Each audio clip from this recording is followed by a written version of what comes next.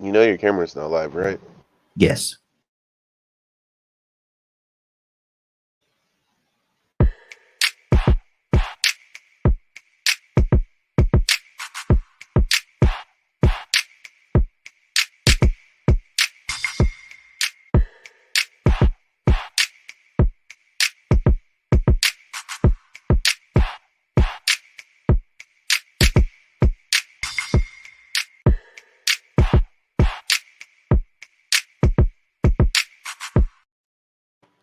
Well, good morning, good morning, good morning, good morning, and good morning, everybody. Good morning, everybody. Welcome to another episode of The Morning Glow. Welcome to another episode of The Morning Glow. Got a great broadcast lineup for you this morning, as we always do. And the phone lines are open. Give us a call, 508-924-3521, 508-924-3521. We'd love to hear from you. Before we get started, I got to say good morning to, we got two of the gentlemen in here with us this morning. Early and ready to rise. Early and ready to rise. Good morning, Captain Leonard. Good morning. How you doing this morning? Good morning, Raheem and the Morning Glow family. Hey, how you doing this morning, sir? I'm doing just fine. I ain't a happy elephant and lady and porcupine proud. I don't know about all that. Well, look, I ain't a happy. I've never met a hyena, but okay. Good deal. Good deal. Badger. Good morning. How you doing this morning, Morning, everyone. Hope man? everyone's having another beautiful day to be alive. Absolutely, absolutely. Now, are you high a happy elephant and lady and porcupine proud to be here this morning? I didn't catch all that. Yeah, high a happy elephant elated and porcupine proud. Still don't understand what you're saying. I ain't got enough coffee for that kind of talking. Exactly. Man, look here, we got a great topic we're gonna talk about this morning. Let me say hello to a couple of people that just came in with this. Francis H. Newman called your whole name. Reno, Wow, King Arthur. We got a lot of people that are coming. Dez, um, Mario Ramirez. Good morning to each and I may be missing a few of you. Crazy Rico, uh, Rican, Crazy Rican. I missed. I'm probably missing a few. I can't keep up with it. They're coming in so fast. I can't keep up with each and every one of you. But thank you for joining us. We definitely appreciate you. What did you Now, take this morning? this coffee, man. This coffee is percolating. It's percolating. Hey, Leonard, Sir, got a question for you, man. First, before we go there, man. Our mayor has been sworn in. I think that happened yesterday. Mr. Uh, Dickens. Dickens, absolutely. Hmm. He's sworn in. He said he's going to bring a lot of police officers to the streets of Atlanta. He's going to make the roads safe. Going to make the streets safer than what they were before he came in office. Um, is that a promise he can keep? Yes, yes. That's a promise that he can keep. He has the budget for it, and he has every intention on doing it. Mm. Why wouldn't that be possible? That's not very difficult at all. I think there's some challenges posed by the pandemic, but I think that people are also still looking for employment and would Mm-hmm. like to be police officers, and hopefully the young people take advantage of that. Mm-hmm. Mm-hmm. Now, what are we gonna do? And this is just a question. I'll deal with both sides of the coin, and I'm hopeful that he is going to be able to do it. I think that there's a great possibility that he can. But what we're gonna do with the criminals, man? There's a lot of criminals out there, man, that don't want him to succeed. That's what I'm all for incarceration. So Mm-hmm. I have no type of sympathy whatsoever when it Mm-hmm. comes to an issue of people who consistently break the law. If you need Mm-hmm. to build more cages, build more cages. Mm-hmm. But we cannot tolerate people that are lawless and have no respect for other human beings. Mm-hmm. I mean, Mm-hmm. that's just my opinion. Okay. Now, and that's a stance. I want to talk. I want to see what Badger stand on this as well. But that's a stance that a lot of people say, build more cages and lock their behinds up. But is that always the answer? Yes, for most time it is. And I mean, the system, the way it is not bad, with the exception of racism. You remove racism, you still have people that break the law. Mm-hmm. Mm-hmm. Now, you all who are so sympathetic to other people's excuses for their behavior. Mm-hmm. Gonna learn you can't have it both ways. Mm-hmm. Okay. Now, if it ain't okay for somebody to rape your daughter, why would you Mm-hmm. not be for caging rapists? Mm-hmm. We have a person on the app that we have here, Bigo, and they asked the question, King Arthur. And King Arthur, you're more than welcome to call in because I may not give your question justice. 508-924-3521. Please, if you have an opportunity, if you got a few minutes, give us a call. We'd love to hear from you. But he said, what about those who get caught up?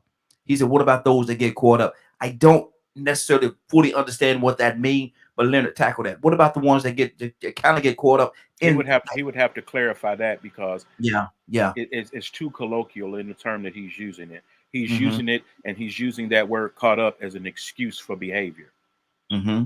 That's an excuse for poor behavior. That's what that Mm-hmm. is. Mm-hmm. You And so, don't get caught up doing what you're supposed to do and minding your own business. mm-hmm. Mm-hmm. I wish King Arthur had a few minutes we could call in and clarify exactly what he mean when he says that, because I would love to know what he mean when he say caught up. Because how do you get caught up in breaking the law? Caught up in breaking the law? That's kind of a stretch to me a little bit. But King Arthur, if you're available, please give us a call again, 508-924-3521. Badger, what do you say to that, Badger? Do you think building more prisons, do you think building more cages is the answer to the problems that's happening in our streets around the world? Not just here in America, but around the world. That's Come on, a deep Badger. one. Mm-hmm. I think, to be honest, there are a lot of people out there that choose to do the same thing over and over and over. Mm-hmm. Okay. He's been to jail, get out of jail, and continues to do the same thing. Mm-hmm. Okay. And there may be some people that honest to God think that's the only way they can survive. Mm-hmm. I think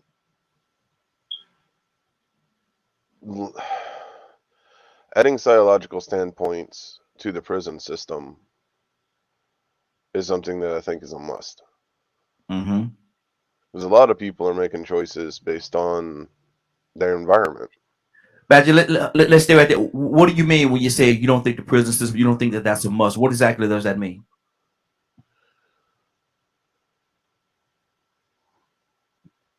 Let me understand what you mean when you say that. I'm trying to. Mm-hmm. How did I?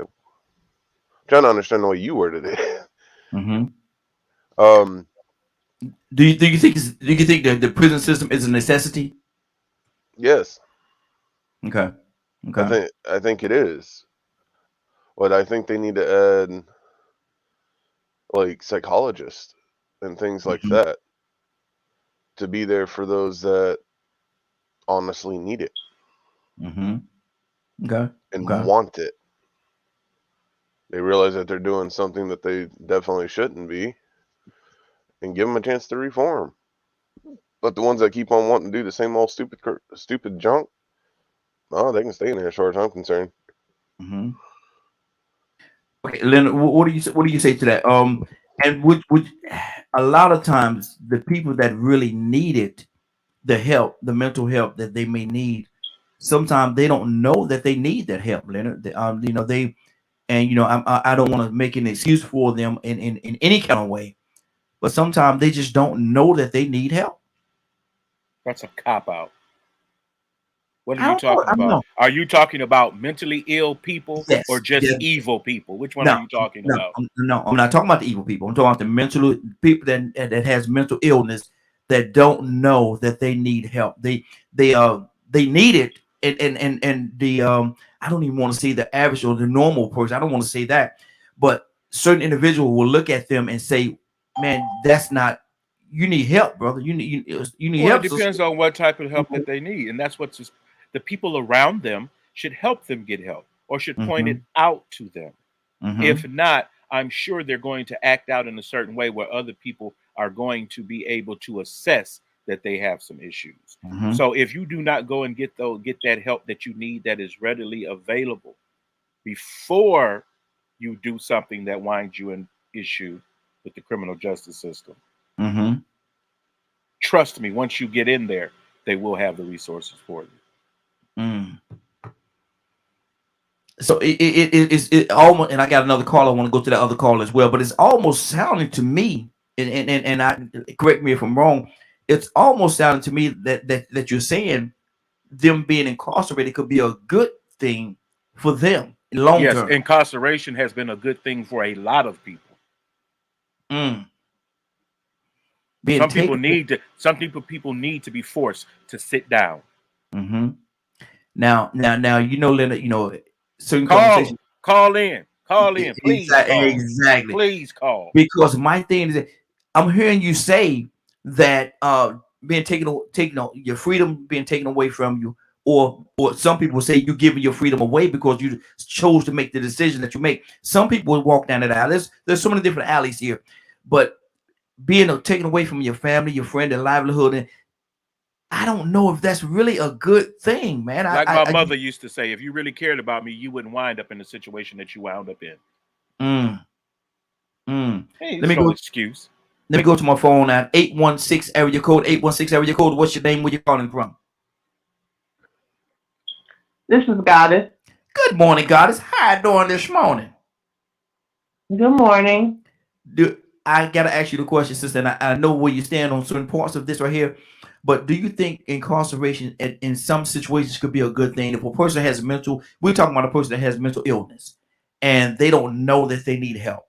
They get incarcerated and it's determined that they need help in this particular area. Could that be a good thing?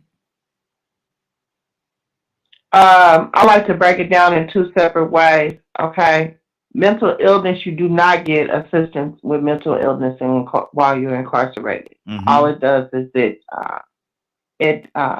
makes it worse. Mm-hmm. That's number one. Number two. Sis, before we move to number two, hold on, sis. Hold on, sis. Before we move to number two, explain to me when you say it makes it worse. Explain to my listeners what you mean when you say that. Because if you go into incarceration and you already have a mental issue, they don't give you the assistance that is needed. Mm-hmm. The psychology, they don't give you all that is needed mm-hmm. in order to help your situation on the mental psychosis situation. Mm-hmm. They don't give it to you. So it can get worse based upon how you're treated in that system. Mm-hmm. You can be gang raped. It's a whole lot of different things that can happen. Mm-hmm. They can make it worse. Okay. Mm-hmm. So no, I disagree with that part. But I agree with in partial with what Leonard is saying, because a lot of people that get incarcerated would be dead out here mm-hmm. in these streets. Mm-hmm. Okay. So with that being said, that's why incarceration is good, because it saved a lot of people's lives. I know a lot of people that went to jail that come back and say, if I would have continued acting the way I was acting, I probably wouldn't be here today. Mm-hmm. Mm-hmm. Wow. So they had to go back. They had to go sit down 10 or 20 years. Okay. For them to basically get their life together. A lot of them find, whether it's Jesus, Allah, whatever, a lot of them find them. But the problem is that they don't have no trades when they get out, and they've taken all the trade schools out of the inner city. So these people have no type of training now. Mm-hmm. If you look, it used to be back in the day that there was trade schools throughout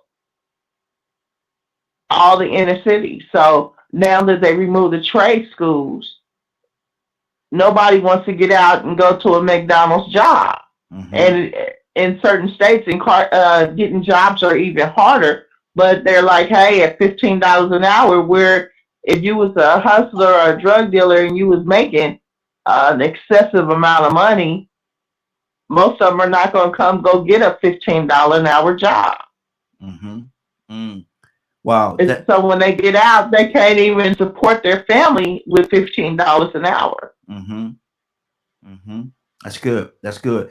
We got a couple of callers I want to touch on. These callers. The next caller on the line was a Curtis. Good morning. How you doing this morning? Curtis, you there? Yeah, all right. What's going on with you? We're talking about mental illness. We're talking about mental illness this morning, and we ventured onto a conversation where a person that has mental illness and they get incarcerated. It's been said that that could be a good thing for them because normally a person that has mental illness don't know that they need help sometimes, and so to get incarcerated and to get the help. See, guys were saying that they don't get help when they go to the prison system. Leonard was saying that they could go to the Leonard system and they can actually get the help that they need because a person would recognize the fact that they do have a problem. Curtis, what do you stand on that? Could that be a good thing?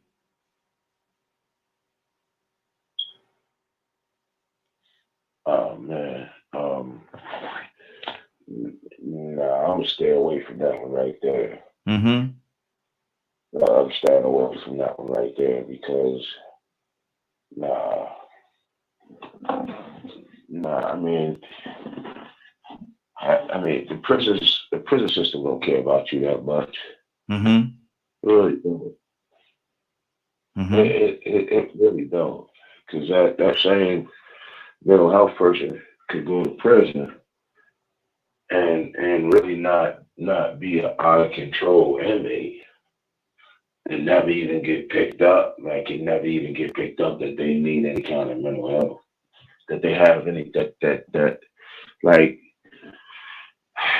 the prison system kind of is a triage.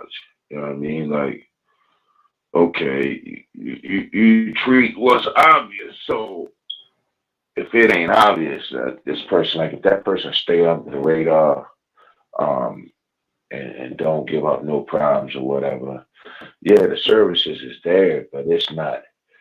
If you can't mandate anybody to mental health treatment, that's number one. Mental health treatment has to be a choice. Thank You you, can't Kurt. mandate people. If you're going to mandate somebody to any kind of mental health treatment, then you need to get them out of the correctional system. You need to send them to a psychiatric hospital. So they need to be in a hospital for like the criminally insane or something like that. But most of the time, judges don't see that far unless that person's lawyer actually files some kind of motion saying that, okay, my client has some mental health issues. Excuse me. Bless you. A person could spend their whole entire bid in prison. They could spend their whole entire bid in prison and never see one day. They never see the inside of a counselor's office. I mean, it can happen. Mm-hmm. I know people that happen too. Mm-hmm. So, wow. Good. Bless you, brother. Bless you. Let me go to Tucson. Tucson, good morning. How you doing this morning? I'm well. How about yourself? Can you hear me? Yes, sir. Yes, sir. Doing well as well. Tucson, what do you say about this whole situation, man? Could it be a good thing that a person with mental illness get incarcerated because they can potentially get the help that they need?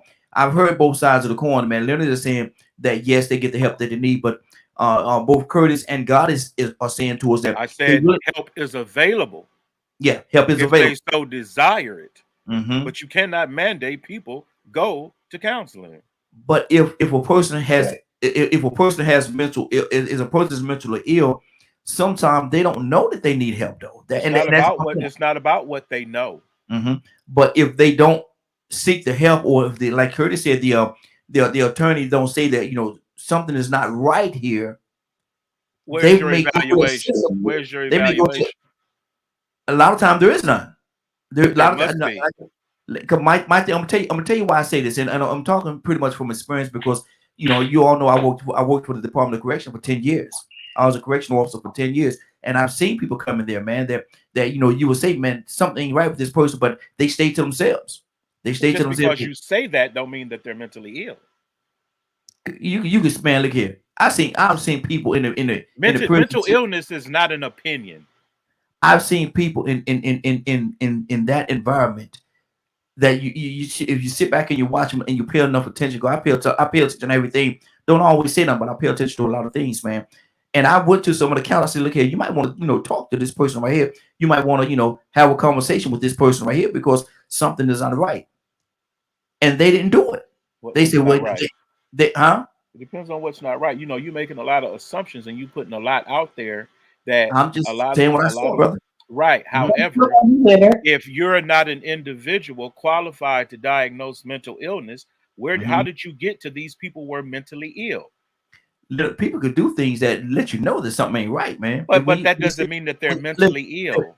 There was a guy, he's actually gone. He's gone home to glory now.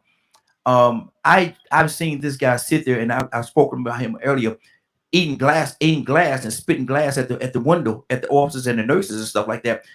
Leonard, that's not a normal activity. That's not a normal behavior, bro.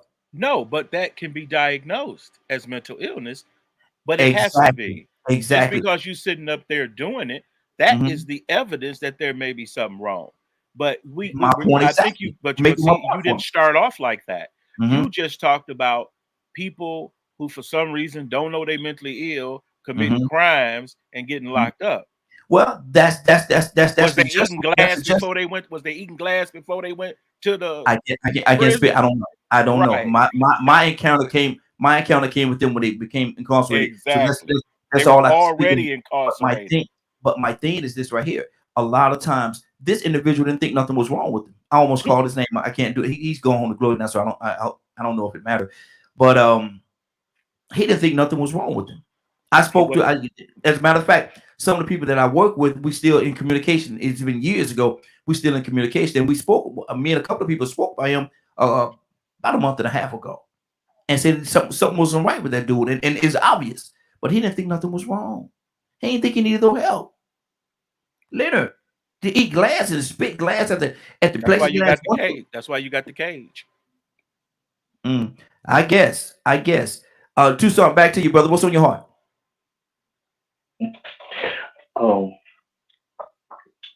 Some things I just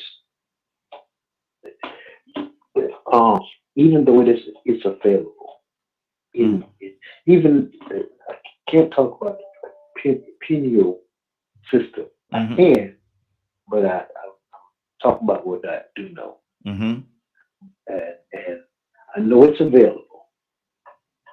But if a person does not want to get the help, you can't help them. And they can always say, "Well, leave me alone." Well, that's inside or outside of the prison system. That's people walking down the street as well. Right. That's what I mean. That's what I mean. So if a person, because I had a person and I knew something was going on with him, and so those that were in authority wanted to take him in for evaluation. And he was like, I don't need y'all. You have to leave him alone. Yeah. Because he has certain rights. He has certain rights. Even though you think that it would be best for him, the decision is his or hers. Yeah. Or whoever.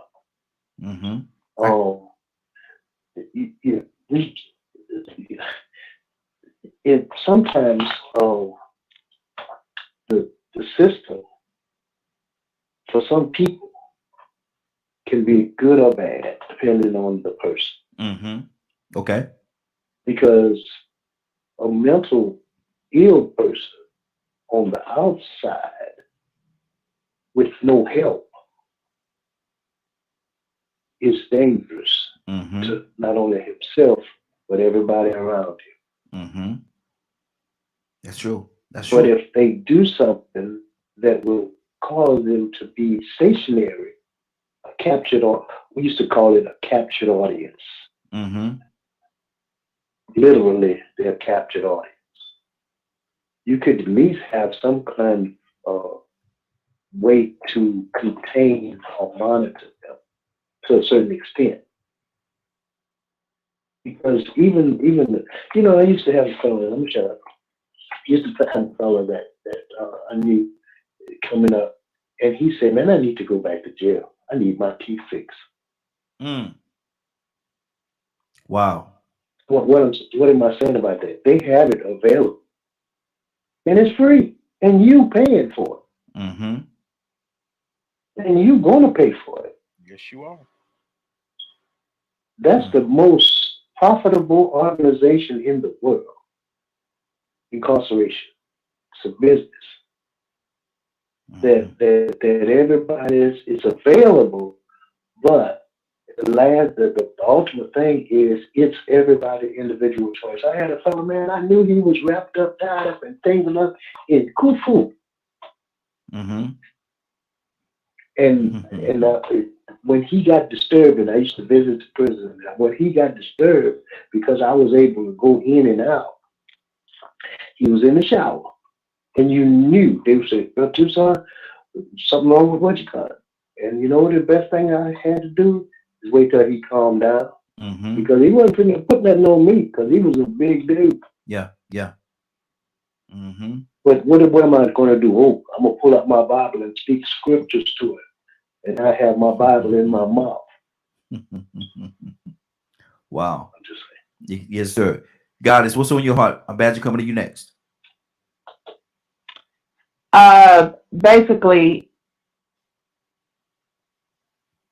they do have opportunities right now. I'm working with a case right now out of Oklahoma, where the judge is like, this person is not mentally ill, or incompetent to stay in trial.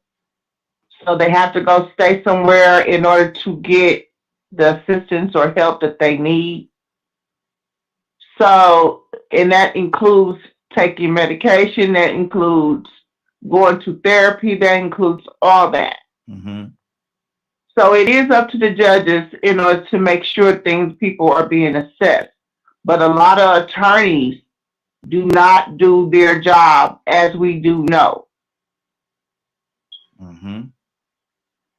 So with that being said, that person's family members kicked in and said, hey, this person doesn't read on the first grade level, so you know he's mentally incompetent on certain situations. And continue to prove that. So when they continue to prove that, that person now has to go through actual evaluations and different things through the courts, but staying in a house. So now people are getting paid to do whatever needs to be done, but they're not getting the correct amount of psychology and stuff that is really needed out here. That's the problem altogether in our society. That's the problem with the homelessness. And that's why a lot of people end up wanting to go back to jail, because they cannot cope with everyday life, because they don't have the assistance. Families are too busy. They have work they got to do. They don't have a complete program when people get out of jail to assist them like they need. And it's a plan. There's a project. There's a plan that has to be in place in order for these people to be able to make it. But a lot of people, when they get out, they have mental, physical. If you spend 20 years, you're automatic. If you spend 20 years in jail, you're automatically mentally ill, because you have been incarcerated so long that you are out of contact with how everything is going. Your ways is that mental illness or displacement? Everything that you do is in a well, I forgot the terminology that they use, but their whole thought process. Okay, But guys, let me ask you this question: is that mental illness, or is that a form of displacement because you've been out of society for such a long time? I It's don't. mental illness. It turns into mental illness. Okay, let me. It turns into mental illness Okay, because they have to do. They end up turning into whatever coping skills that they had while they were incarcerated. Okay, hold right there, sister. Hold right there. Let me pull some more people. Badger, what's on your heart right now? Just listening to the views of people on the panel this morning. I have a very interesting perspective, I guess, or in my own opinion, because some people's done some pretty horrible things, and some of them have been in there for so long that they probably would struggle with society, especially the ones that have been there for like 50, 60, 70 years. Just thinking about technology alone and how much it's grown in the last 50 years or 20 years. So, I mean, everything is possible. There's just as much of an opportunity for a person to get help while they're on the streets as it could be in anywhere else. Just some people can stumble and be willing to look for help, while others need to fall flat on their face about 15, 16, 100 times before they finally go, oh, what I'm doing is not okay. That's good. That's good. Leonard, what's on your heart? Not a whole lot, but I differ very much from a lot of people on these issues. For the very simple fact is I make no excuse and I have no empathy for people that disrespect and the lives of others. I just do not. And there are a lot of things that have been put in place to help people in a lot of different situations that they have never taken advantage of. And not being able to read does not make you mentally ill. You may be illiterate, but you're not mentally ill. Yeah, there's a difference. There is a difference, and we need to quit labeling people this way with this broad band, like everyone in prison has a mental problem, because they don't. I know a lot of people who have gone to prison and came out a better person because they took responsibility for what they did. They served their time and they came out and they were productive members of the community. They've started all types of organizations to help young people not get in the situation that they were in. A lot of them come out with Brothers of the Nation of Islam, will completely change their lives. There is a way to be rehabilitated if you desire such. But Leonard, let me ask you this question. Do you think that and I struggle with this just a little bit. If a person is incarcerated for 20 years, and I understand what God was saying, but does that mean that they have it's a mental illness, or it's just a displacement type situation, whereas they've been out of society for a long time and they have to adjustment process? I want to go to Curtis because he's an adjustment process, and that's one thing we have to understand. They have to adjust. Society does not. They have to adjust to living in society. The reason why they got the time is because of the crime that they committed. That's what the time is about. Now, how you spend your time incarcerated is completely different. Okay, good. Curtis, what did you say to that?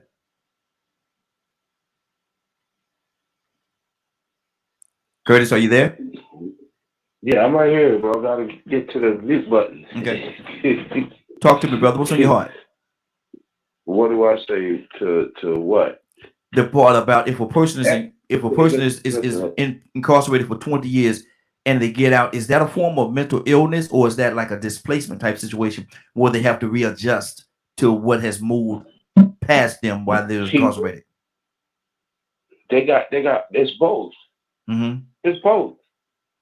See, first off, mental illness, I think sometimes we think in terms of mental illness as somebody being crazy. And that's not always the case. After 20 years of incarceration, there's probably like a 98% chance that you're going to have some form of PTSD. That's number one. Some of us will call it institutionalization, right? So you're gonna kind of, if you're institutionalized, you're basically governing yourself by a whole different set of rules than what society governs itself by.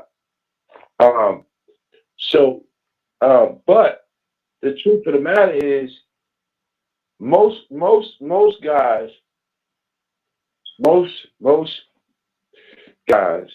actually go to prison, and they already suffer from some form of PTSD or mental illness. Now, the severity of that mental illness is to be determined. But the truth be told, after 20 years, you really should be in treatment. Because I mean, some of the sharpest tools in the shed could prove to be the dullest ones, right? Meaning, some of these guys have made it through prison, and like Leonard said, some have become Muslims and you know what I mean, done kind of changed their life, altered their life, and this, that, and the third. But that's still, just because they appear to have it together, that still doesn't necessarily mean that they actually mentally got it all together. I mean, Ted Bundy, as maniacal and crazy as he was, right? He wasn't that mentally ill. He was able to defend himself in court, and probably almost got away. If you watch, depending on the documentary you watch, he almost got away with it. Thank you. So, mental illness. I think we keep equating mental illness to being crazy, and that's far from what it is. Like, mental illness is a series of diagnoses that a person may have or could be diagnosed with, that says that, hey, his wiring is either off or his wiring is different. He don't process information the same, or the way that he automatically processes information is different from the society at large, or the society as a whole. Good deal. But yeah, man, like, after 20 years, he should be receiving some kind of mental health advisory or mental health assistance. He should be. Good deal. Good deal. And Raheem, let's not forget, some of y'all walking around here 20 years free and need it and ain't getting it. So mental health is not, I don't like to associate mental health with criminal behavior like that. Because it almost seems as if someone can just say, oh, I was having a bad day, and that excuses the fact that they don't kill 3 people. Stop focusing on your wishes and desires and look at the damage done. That already happened. Exactly. It just happens regularly. It just happened. Real talk. It just happened like 2 months ago. Y'all didn't see that? It didn't get on the news down there. What's that? The dude, I think it was a dude that killed like 3 people. They asked him why he did it. He said he was having a bad day. It just happened like 6 months ago. They went to court, and the lawyers tried to say that, oh, he didn't mean to do that. He was just having a bad day. And I say this because of the issues we've had here in Georgia, for instance, working with Georgians for alternatives to the death penalty. And this notion of mental illness and what it takes to, say, for instance, you have to be evaluated, just like Kurt said. Oh, he crazy. That's not mental illness. Just, oh, he crazy. That's not mental illness. Mm-hmm. You have a pattern when it relates to mental illness. So when we're saying someone's mentally ill, well, what mental illness do they have? What is it? Because it's all written in the DSM. So you tell me which one they have and how this contributed to their behavior. Most of these things are a long shot, especially when they're an afterthought. Mental illness is not an afterthought. Mm-hmm. Oh, I don't got in trouble, so now I'm going to try to convince the court that I'm mentally ill to avoid punishment. Mm. You understand how that works? Mm-hmm. So basically, you're saying it becomes a game. Yes, I know a lot of people play that game. Mm. Yeah, you go into counseling in lieu of going to jail. That's why you go into the counseling, because you don't want to go to jail. Mm-hmm. Yeah, you agree to everything when they talk about I'm gonna give you 5 years, or else you can go on probation and go home, and you got to meet these meetings. Sure, I'm gonna take the meetings deal. I know a lot of times, and like I say, in my past life, like I said, I worked in the Department of Corrections for 10 years, and I've seen people come in and try to play that game.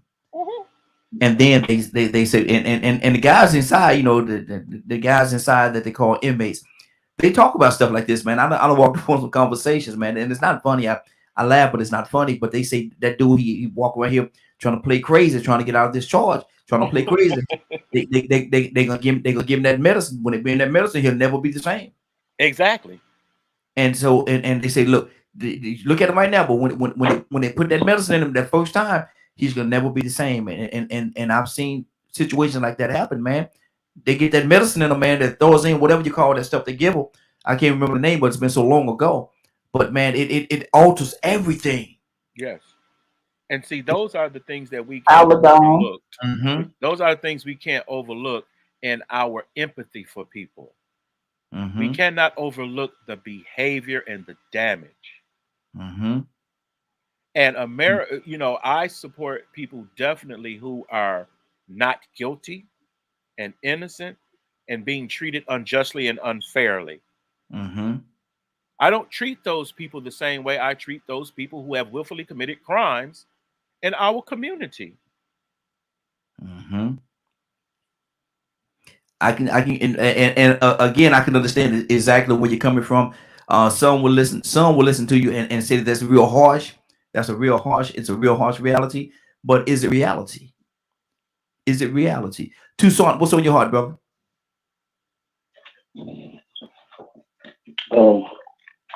I'm just one thing that I thought about this, that is that only thing that I can do is present my opinion because I'm not a professional. I'm not Curtis. I don't know nothing about nothing. I got mental issues myself, but I do know one thing: there's a root. There's a reason people do things. Nobody wakes up in the morning, I don't think, even though they have a bad mood, and they do something else. There's a root of the matter. Why? And we don't get to the root of it. We just say this is what happened, and he did this because of this. No, I don't think so. I'm not a professional, but I don't think so. Because I see people, just like somebody said just now, they got people that's cray for real that we see every day. We work with some. We go to church with some. Some of them is our leader. They crazy. Some people go to church, and I'm just saying, people react in a certain way, and you know they're crazy. And the whole congregation is crazy. So when you talk about the penal system, if the judge did not, I don't know the word for it, instruct them that here's you got to do this, because there are some people that, like for instance, drug have. They send them to rehab. You have to go, Mm-hmm. or they're gonna lock you up Yeah. Yeah. because there are some things that's going on in your life that this is going to be the best thing for you. And so we're not suggesting. The court said we're not suggesting that you're going. You going Mm-hmm. No choice in the matter. to no. You don't have a choice in that. Now, if that's the situation, oh yeah, you going, or you gonna be sitting up in there and you're gonna wonder why you can't get out. Mm-hmm. But you got to desire to help, and if you don't desire to help, then sometimes they will do that. Now, the only thing that else I'll say about that is I'm gonna continue to say there is a reasoning behind everybody's actions. Mm-hmm. They don't see the core of the matter, they'll never find out. Mm-hmm. Wow. 508-924-3521. 508-924-3521. Give us a call. We'd love to have your input. We're talking about the mental illness. We're talking about mental illness and how the penal system, is it a good or bad thing that a person become incarcerated because there's a potential, there's a possibility that they could get some of the help that they need in that penal system. Is it a good thing? Could it be a good thing? Give us a call, 508-924-3521. Give us a call. God, is what's on your heart? What's on my heart is that when I hear our people talk about incarceration as though it's a tool to use to correct someone, and it depends on, and we know that is unfair. We know that it's unjust to our people, and when I mean to Black people altogether. A lot of people are wrongfully incarcerated all here today. We got school to pipeline prison that is taking place, Mm-hmm. where these kids are growing up in households with dependence on drugs, and so the kids are automatically from grade school are starting off with mental disabilities. Mm-hmm. This is something that's becoming a major issue within our community. Mm-hmm. We have a situation where we got Santonio Brown, who was 14 or 15, and she was taken by a man and was raped and prostituted, sex trafficking. And she ended up trying to get away, killing the guy. She got, I don't know how many years for killing this guy. And I think she was probably 16 then, 16 or 17. But she got less years, she got more years, like some ungodly amount of years, than the next person over here, than the lady who killed the little baby and strangled the baby. White lady. Mm-hmm. Mm-hmm. Let me go now, but they'll look at her mental disabilities, mental incapacities, but didn't look at Santonio Brown. This little girl was raped completely. On so many times it was ridiculous. Mm-hmm. Mm-hmm. She's totally torn up mentally, physically, everything. But they let this white woman over here that choked and killed the baby. Well, we know that and it's a conversation that we can certainly have at another time. But we know that there's certainly an injustice. There's a total injustice in the quote unquote justice system. So that's what I'm saying. Mm-hmm. That's exactly what I'm saying. Mm-hmm. Is that certain people's actions determine it should determine whether they do get. It's a lot of people are not out here just saying, "Hey, I'm crazy and I'm taking a crazy road." Some people just break. Mm-hmm. Mm-hmm. Okay. They freaking just break. They can't take it. Exactly. 508-924-3521. 508-924-3521. Give us a call. We actually going to switch over. We're going to rotate over to our topic of the day. We're going to get to that in just a few minutes. But right now, I want to go to Leonard. Leonard, what's on your heart, man? And God's made a great point. This young lady, she was traumatized. She was abused in so many at so many different levels. She was abused. How should the but she was yet and still she was incarcerated because of the fact that she killed the person that was abusing her, that was assaulting her over and over again. What would be the penalty in Leonard's justice system? What would be the penalty for her? Well, first of all, this person, you have to look at the difference. There's a difference between victimization and criminality. Mm-hmm. There are a lot of aspects to that particular case that we are not privy to. Mm-hmm. So why could you make a decision based on a summarization? You wouldn't do that. Mm-hmm. Justice itself, there's no problem with that. Racism is what causes the problem. But even that does not give an excuse for this behavior. Mm-hmm.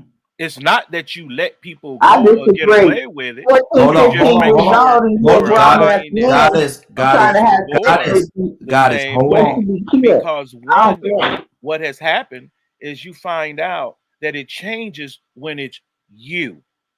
Mm-hmm. Because see, you're not as likely to be so empathetic when it's your daughter Mm-hmm. or when someone breaks into your home, steals your valuables. And too often in the African American community, we tolerate this behavior as if it's normal and it's okay. It is not okay to victimize other people. Mm-hmm. I don't care what type of racism is going on. If you cared so much about black people, you wouldn't do the things that you did to that black person. So we're not going to even use race as it relates to the behavior of people. Now, race plays a part in this system and institutional racism on the system side.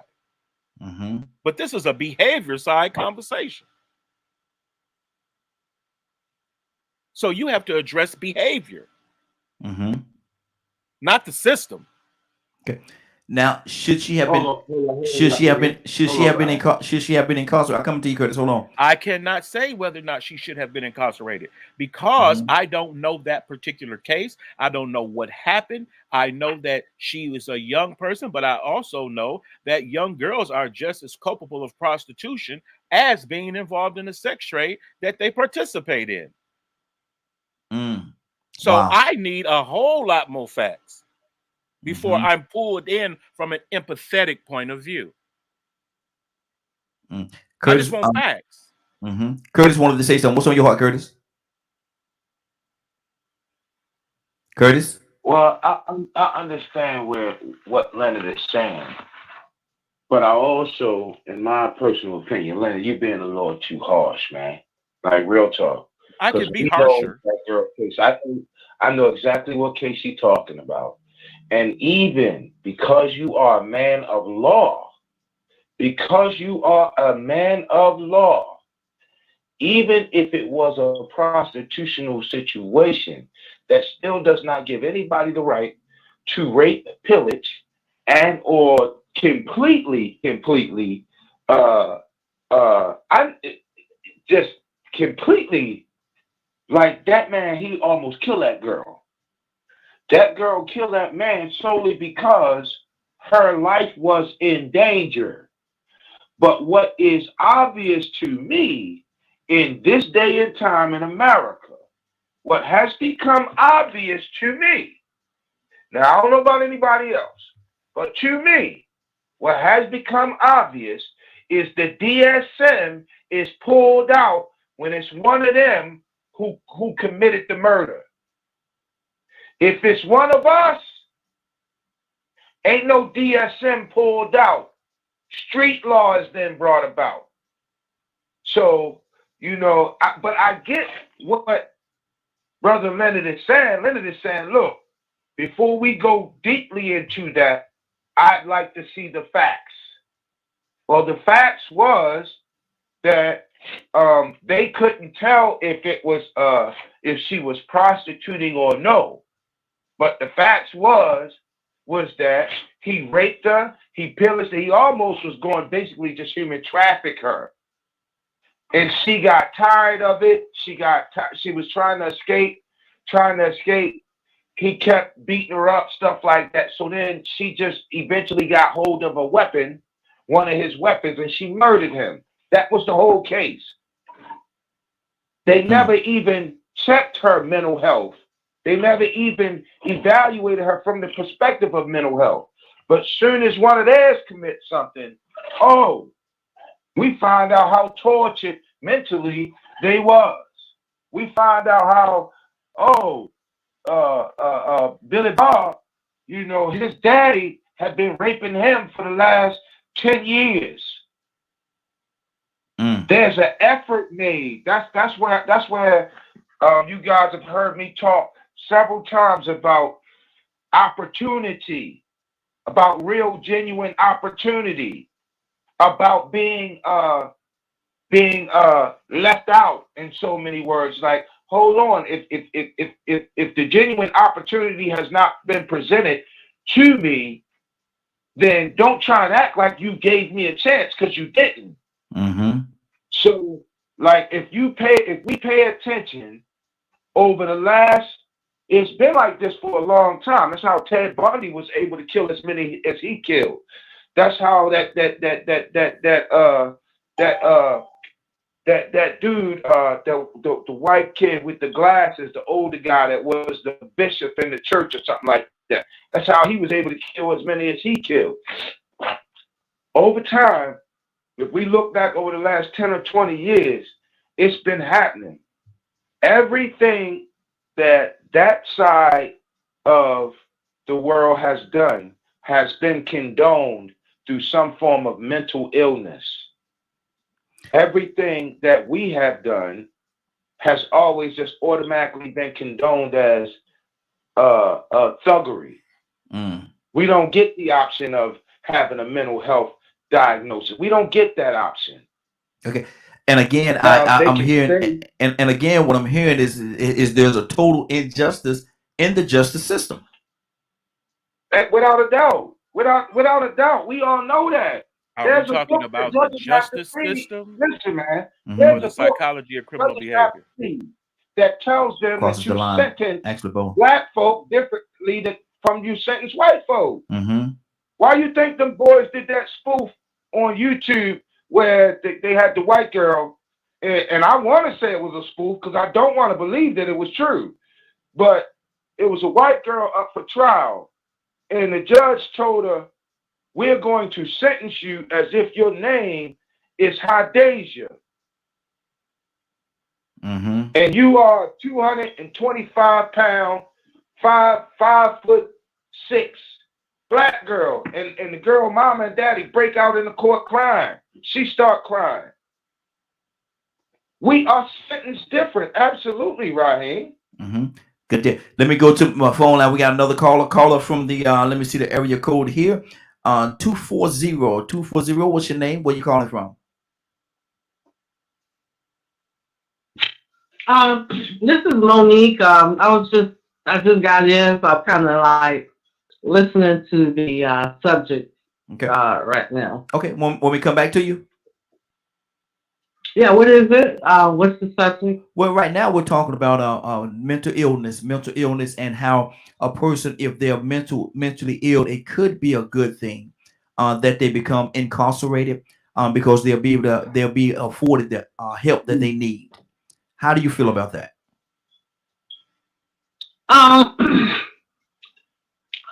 Well, I believe that mental illness do run in the Black community really high, and I think that I think some of us are in denial about it, and because of that, it allows society to be in denial, about it as well. But I think that should they be, locked up or, become incarcerated? I think that they should get help, just like any other, person, would. I think, people were talking about the Anthony Brown guy, and they were trying to say, is it, he just have a behavior problem, or is it mental illness? And I believe it's mental illness, because I have it in my family. And, I know people that, that had a kid, for years they were, beating all these bad, we could believe in beating, and, she would beat her child all the time because he was consistently doing the same thing over and over. Even after she told him don't do it no more, the school calling, he doing this and he doing that. And then one day, she took somebody, and as a matter of fact, it was somebody white, told her to, get her, child evaluated. And come to find out, he was bipolar. Okay. That's the reason why he was doing the same thing over and over again. So I think that, we need to really pay attention to that, and, and make society acknowledge that the Black community does have mental illnesses in there. And, I've experienced where, family members were in denial. They, as children, they were told that their children had, there was something going on, and the parent was like, "No, there's nothing wrong with my child." And to this day, over 50 years old, with issues, not but issues. Exactly. And you can tell that there's something mentally off balance there. Absolutely. And see, the thing about it, it's something that a lot of people really don't like to converse about, don't like to have the conversations on it. Leonard, what do you say to that, man? Mental illness, man, it's real. I think, of course, mental illness is real. I've worked with people with mental illness in and out of incarceration. However, I think that we in our community need to move away from making excuses and address the issue. You went from behavior to an unjust system. That has nothing to do with behavior. It just doesn't. What were you doing before you got involved in criminal activity? What were you doing? Can I say something? Something on that? So I'm from a family. Hold on.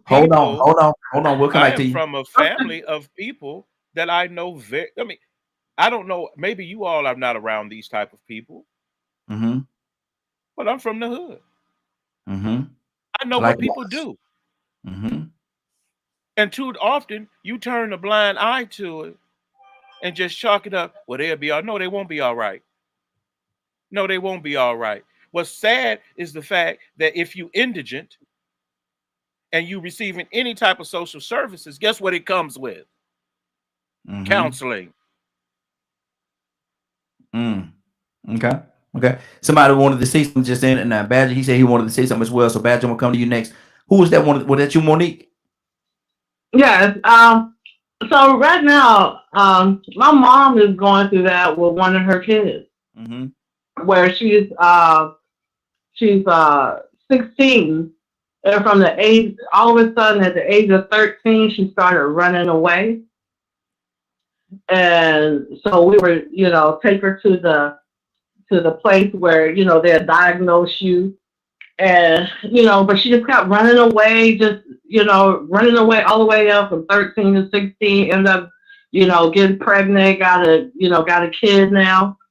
And so when she went to the little mental health place, they were trying to say, okay, there's something going on. But what happened is they were trying to say, oh, she got a behavior problem. Oh, she have a behavior problem. But when we listen to her, that sounds like something more than behavior problem. But and the reason why I brought that up because he was saying, what were they doing before criminal activity? Mm-hmm.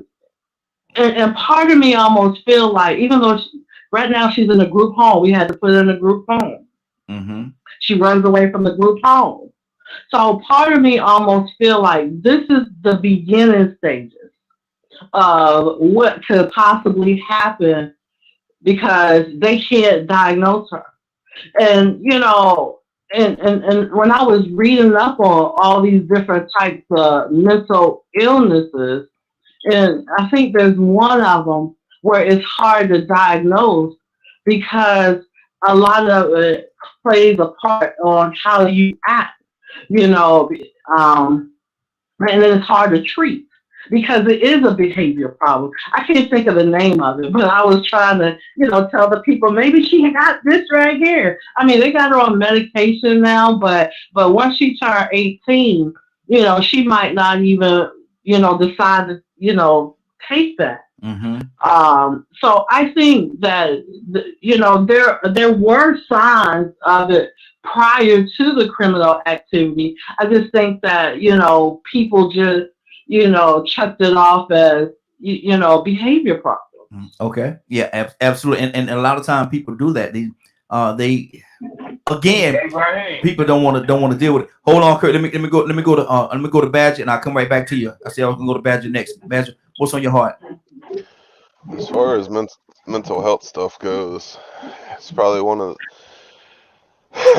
it isn't as easy as some people might think it is to get it. 'Cause you got to have Mm-hmm. money to be able to go, Mm-hmm. and depending on what state you live in, it's even worse. Mm-hmm.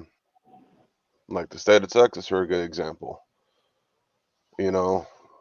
Because of my child's age, he no longer qualifies for certain things to get certain help for what they call a disability.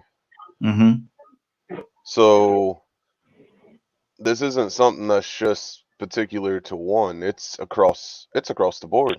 Mm-hmm. People used to, people like me and my son in Texas, they just put him in an electric chair.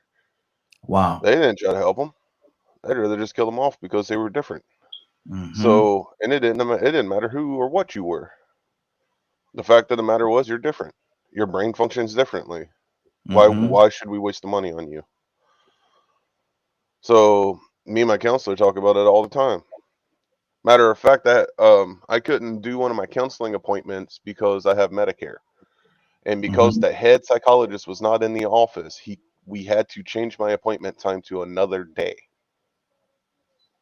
Mm-hmm. All because there was one person that just so happened not to be there, and they had to do that for everyone that was on Medicaid or Medicare. So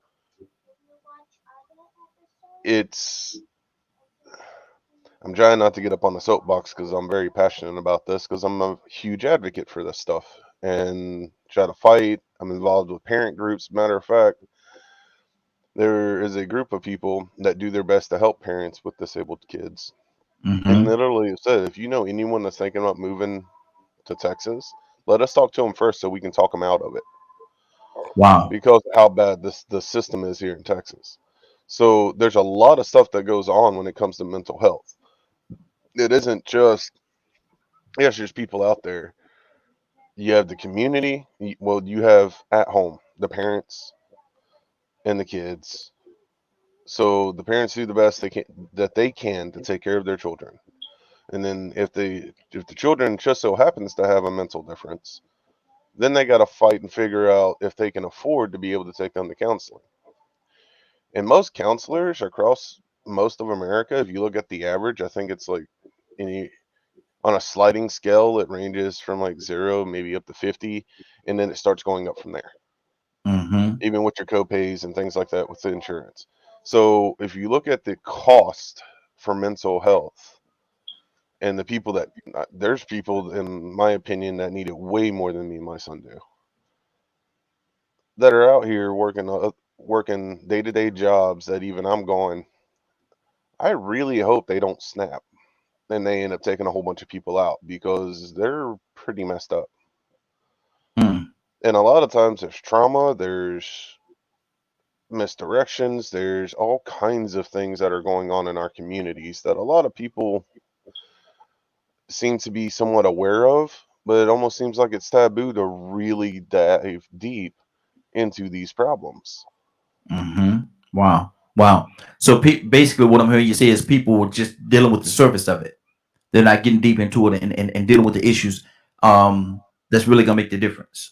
Right, because here we have this government that's making these laws, right? That's supposed to be giving us more access to health care. But then depending on which state you live in, the state can decide if they're going to accept it or not. Texas decided not to. My 9-year-old son doesn't qualify for certain therapies because he's 9 years old now. So, and my wife still doesn't have health insurance because my disability check is too much money for the state, and we can't afford $300 a month to put her on an actual health insurance plan. So, and I'm white, so, or considered white, by government standards, because I don't have my native card. So, I'm not speaking on this, trying to because I don't know anything about it. I live being disabled every day. I live with having to fight the laws. I would live for fighting and being an advocate for my son, and trying to help other people that have disabled children and who are disabled themselves. And it is a constant fight. I'm working with psychologists and doctors and all kinds of things. It is sickening how bad our government system is when it comes to people that truly need it. And sometimes, like the case with my son, he struggles socially. There are things that his brain just has a really difficult time grasping. However, he's very intelligent. So what's not to say if he got more help in the areas that we're trying to afford for him, that he wouldn't end up being something that's great for this country or great for the communities. So I'm at home trying to figure out how to help him, because we can't get help from anybody else, because we can't afford thousands of dollars for some of that stuff. Wow. And see, there's a lot of layers that goes into this thing, man. I think somebody, Kurt, I think it was Kurt, wanted to say something. Kurt, what was on your heart, brother? Kurt, I actually had a question, man, because I think we getting a little confused here. I gotta say this, man, because it seemed like at some point we're trying to separate mental illness from like behavior, right? And the truth be told, the two go together, man. Yeah, mental illness is a behavior. Yeah, absolutely. You can't even recognize mental illness without a pattern of behavior.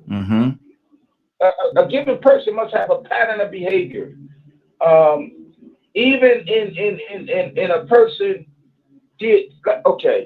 the initial process in finding out that someone has a mental illness, right?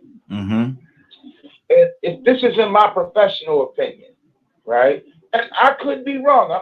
Most of the time I am wrong. So, but I'm going to say it anyway, because this is in my professional opinion. What happens is that given person has what is called a psychosocial done.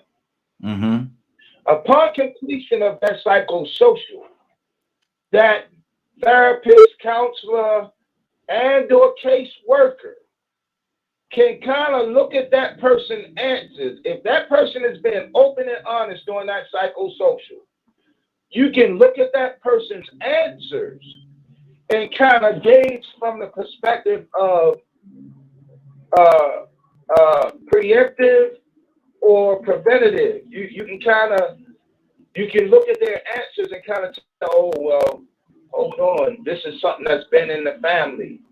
So this person stands for example, they could stand a 80% chance of suffering from PTSD, or they could stand a 90% chance of suffering from alcoholism, from addiction. Or they could, you know what I mean? You could go down a large list of things if that person is open and honest doing the psychosocial. But even in the psychosocial, basically the questions that you're asking, you're trying to find patterns of behavior, both with the person and with the person's family. So I think we're a little off the beaten path if we're trying to separate behavior from mental health, because you can't have one without the other.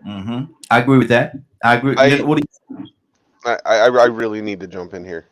I know this is a rarity. My mother, okay, in my 100% opinion, is a sociopath. There was a situation that happened when I was a teenager where this person that she was dating pulled a gun out on me and my sister. Texas Child Protective Services got involved, took us to a home. My mother was fully evaluated. She lied her way through it to make them think that she was normal. The only reason that we were kept from her is because of the amount of stuff me and my sister shared with them about the abuse that she gave us. Yet she is still walking free to this day and always has, and never received any punishment for the things that she did to me and my sister. Wow. Man, we can stay on this thing the whole broadcast, but I definitely want to get to our topic for today. Leonard, is there anything you want to say before we leave this part right here? Well, people have to make sure that they're being rational when they're deciding whether or not they're going to call somebody mentally ill. People don't like to be painted with such broad brushes. And just like my man Curtis said, there's a pattern of behaviors associated with mental illness. And it's not very difficult to notice certain things, However, if you are normalizing certain behavior, that is the problem. Because especially those behaviors that contradict the laws in society. It's not okay to steal. You have to, we can't just act as if, like Chris, I think this is what Kurt was saying. Behavior is what helps you determine whether a person has a mental illness or not.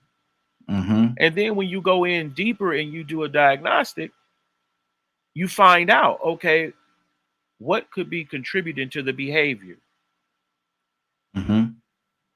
So just because you've had a rough time or what have you, don't make you mentally ill.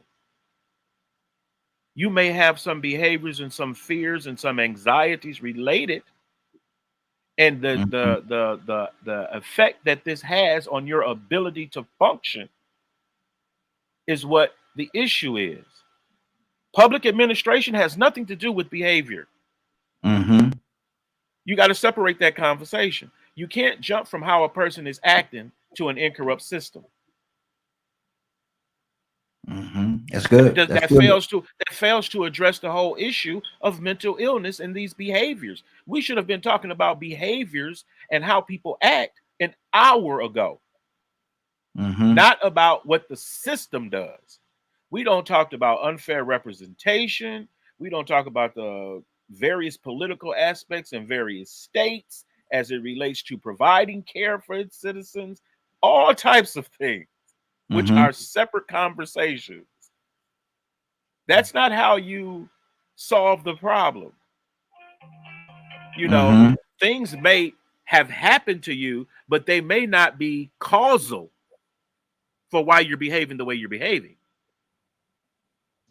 Sometimes little kids just run away because they don't want to do what their parents say. That's not mental illness. Disobedience. That's just that's just a need to do what they want to do. So it's development. It's not uncommon. There's some of y'all want to run away. So we have to be careful when we start just saying, oh, because this person may be this color, something may be wrong with them. Or it's the way that society treats people of color that somehow supports some people's behavior. Let me go to Tucson. Tucson, what's on your heart before we go to our topic for the day?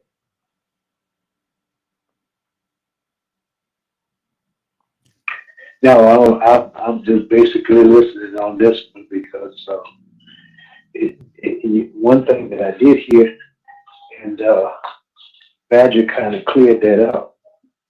And it's not just in our community. No, mental illness and criminal behavior is not prejudice against anybody. It just is what it is. And it's based on the person and I think that it has something to do with them. I don't know. It don't have a choice. Sometimes it's the environment, and then sometimes it's a chemical imbalance. Sometimes this is generic. So, if you say, well, let's just put them in jail, that ain't gonna be the solution to it, because the penal system does not rehab a person. It just locks them up, and that the law enforcement at the beginning was a form of slavery. So there you go that way. Absolutely. And we actually just got another caller in. Let me see who Cassandra. Good morning. How you doing this morning? Good morning. Cassandra, we're going to go to our topic for the day, but before we go there, I want to ask you this question. We're talking about mental illness, and can it be a good thing? We got callers are coming right and left, so we're going to get to the next call as well. But can it be a good thing that a person with mental illness get incarcerated so that they can, because sometimes we established sometimes a person need mental help, stability, need help in that area, but they don't know it, acknowledge it, because they're the one that's experiencing it. Could getting incarcerated be a good thing to help them to get the help that they No. Okay. No. There are other ways to get people help with mental illness without them going to jail. And jail to me is the last. But because going to jail is the. Let me say. I'm sorry. I don't mean to step in like this, but what if they're committing crimes? If they're committing crimes, could that be an alternative? Maybe I should have threw that part in there as well. If they're committing crimes, could that be a good thing that they're incarcerated? I mean, if they're committing crime, anybody who's committing crime should be in jail. But if they're mentally ill, we need to separate the two, because a person that is mentally ill may not even be aware of what they're doing. Most people, if they're truly mentally ill, they're not even fully aware of what they're doing. That's why a lot of times people get off on insanity pleas. I'm just saying. So, this one is a touchy subject for me because, I lost my nephew from being put in jail when he checked himself into a mental hospital. So, and this week, actually on the 5th, is the date that he was killed by police in Charleston, South Carolina. And his only crime was being schizophrenic. Y'all, this ain't a good one for me, maybe, Raheem, because I'm still like coping with this. And if people have been charged, people have been fired from jobs. The sheriff lost her position because of, protests were going on because of this. This is not one that I take lightly. Exactly. Because I lost my nephew for people not knowing what to do with mentally ill people. and that's what the last part you said. Though everything you said was important, that last part that you said, not knowing what to do, and a lot of times the system that we have don't know what to do when a person is mentally ill or they have issues in that area. We're going to get to Right. Hey, you ever wonder why? You ever wondered why? because they don't want to. They have, because with all the technology and everything that we have today, there could have been more effort could have been placed in to understanding what it is, and they just I don't think they want to. I don't think it's something Right here. that's at the top of their list. Let's get down to the brass tacks, the bullets in the butter. All right. Mm-hmm. Let me explain something. Mental illness is the most expensive medical treatment on the face of this planet. Mm. It is more expensive than a heart transplant. It is more expensive than a whole limb. Listen, in terms of mental illness, let's just think dollars and cents, right? In terms of mental illness, because there's so much research, right? Because people can skew research and this, that, and the third. A mental illness, a mental health diagnosis can start out one thing and it will go down a rabbit hole, right? Depending on which doctors you're seeing. I got a client right now that's been deemed with a mental health disorder and been not deemed with it by 4 different psychiatrists. One psychiatrist said she was, the next psychiatrist said she wasn't, the next psychiatrist said she was, the next said she wasn't. All right. Mental illness, what is going on is these insurance companies don't want to pay for that because it is a how can I put it? It is a fee that will never stop. For the most part, it is a fee that will never stop. It is extremely expensive. And so you got a bunch of people now. I work with the homeless community. I work with 18 to 24, but because I'm out here in the community constantly every day, that I get grown folk coming up to me. And I can just being in the business long enough, I can literally look at folk and almost diagnose them just off of just having a 5-minute conversation. Oh, this person is paranoid schizophrenia. Oh, this person suffers from schizophrenia. Oh, this person has addictive personality disorder. Oh, this person has ODD, which is oppositionally defined disorder. Oh, this person has ADD, ADHD. So you have to think about that. And then what Cassandra said is so true. So true. If you take a mentally ill person, right? And I've seen this happen with a client I had back in 2016. The boy was aging out of our program. I fought tooth and nail. I said, look, y'all don't send that boy back out there without no real wraparound services. He need intensive inpatient or intensive outpatient wraparound services, because if you don't, it's going to be a problem. I did it for 2 clients.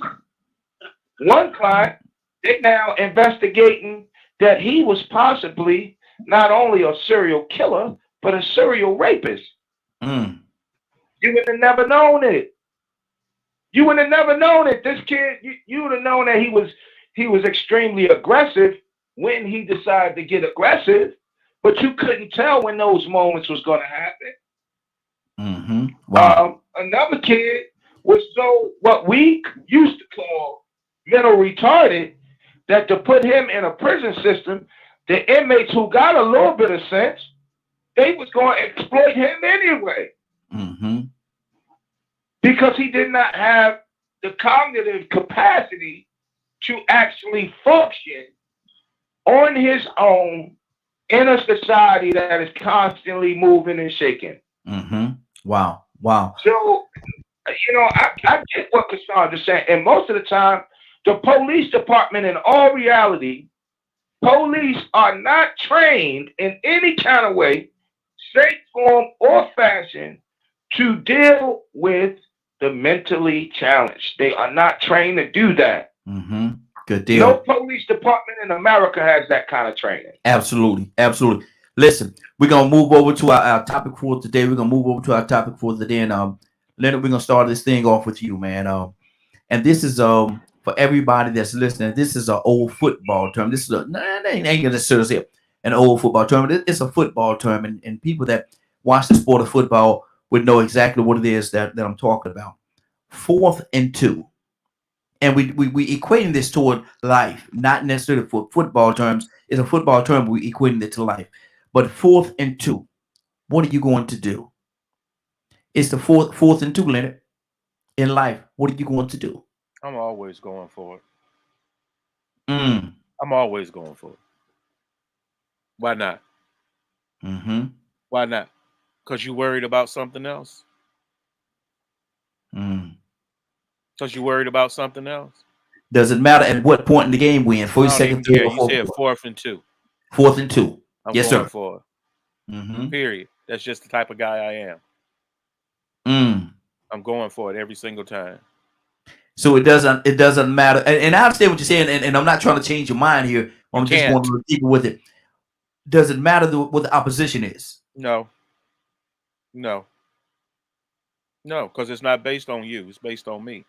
Mm-hmm. Why not push a little harder? Mm-hmm. That's good. That's good. Let me go to Cassandra. Cassandra, 4th and 2. What are you going to do?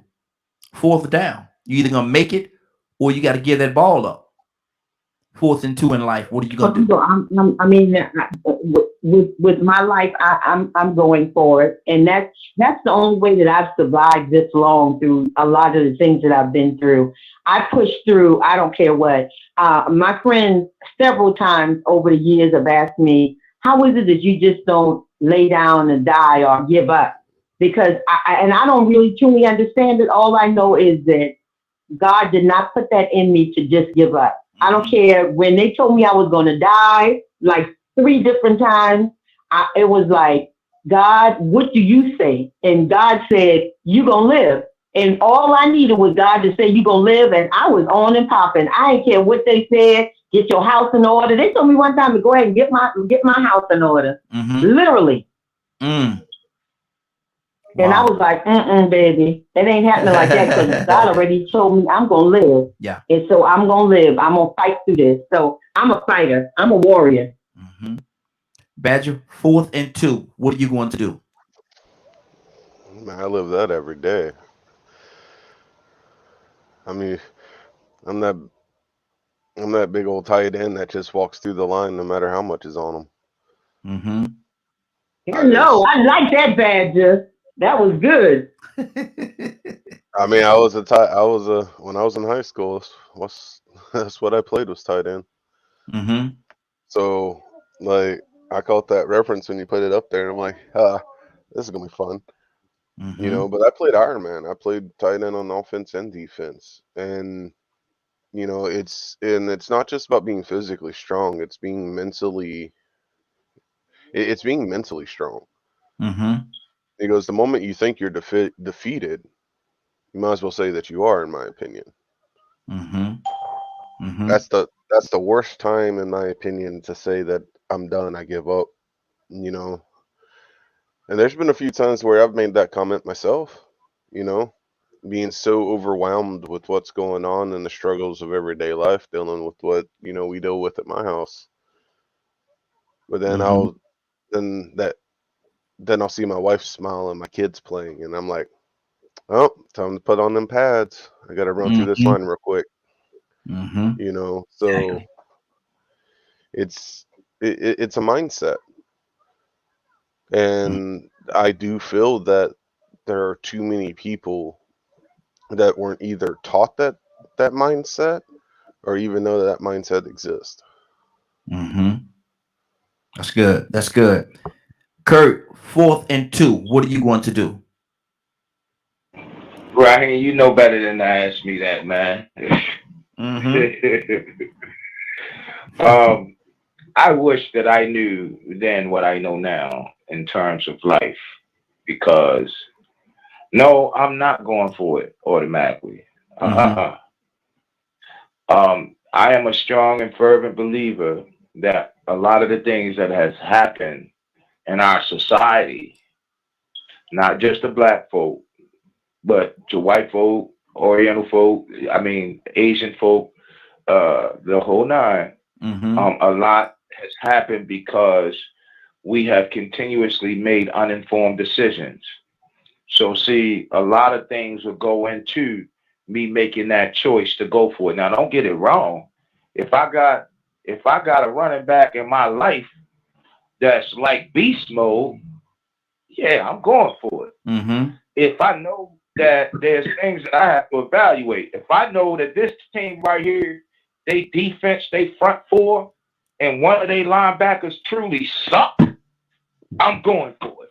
Now let me ask you this question. Let me ask you this question, Curtis. Let me throw this in, and I want to pull some more people because I'm interested to see what everybody have to say to this. What if your offense is going against the Baltimore Ravens when they had Ray at the height of defense, Ray and Reed and all them guys, 4th and 2? What you gonna do? Okay, as a coach. Yes. As a coach, I'm punting that ball. You know why? You know why? Why's that? Because I know my defense gonna get it back. Because if you looked at what you was looking at, the example you used, that offense was very, very, very, very, very subjective to putting that ball on the ground. The quarterback, Kyle Bowler, would throw an interception to a peewee. So now I'm gonna punt that thing down the field, put them within the 20-yard line, put them within their own 20-yard line, and then guess what I'm gonna do? I'm gonna go man press or cover 2 and let Kyle throw this interception so we can get this easy touchdown. Okay, good deal, good deal. We got a couple of other callers just called in. Enrico just called in. I'm coming to you, brother, because I definitely want to hear your input on this 4th and 2 in life. 4th and 2. What are you going to do? But right now, let me go to K with the E. K with the E. Good morning. How you doing this morning? Good morning. Good morning. Blessed, and you all. Hey, blessed as well. Your phone is a little bit low. Is it? Yes. Talk directly into the phone for me. I think you may be talking on a Bluetooth or something. Same thing. I don't want my regular phone. Okay. Is that better? No, it's pretty much sound the same. We can hear you though. We can hear you. But let me ask you this: 4 in life, 4th and 2. Hey, what are you gonna do? You know I'm gonna go for it. I'm Ram built. Oh Lord, Leonard.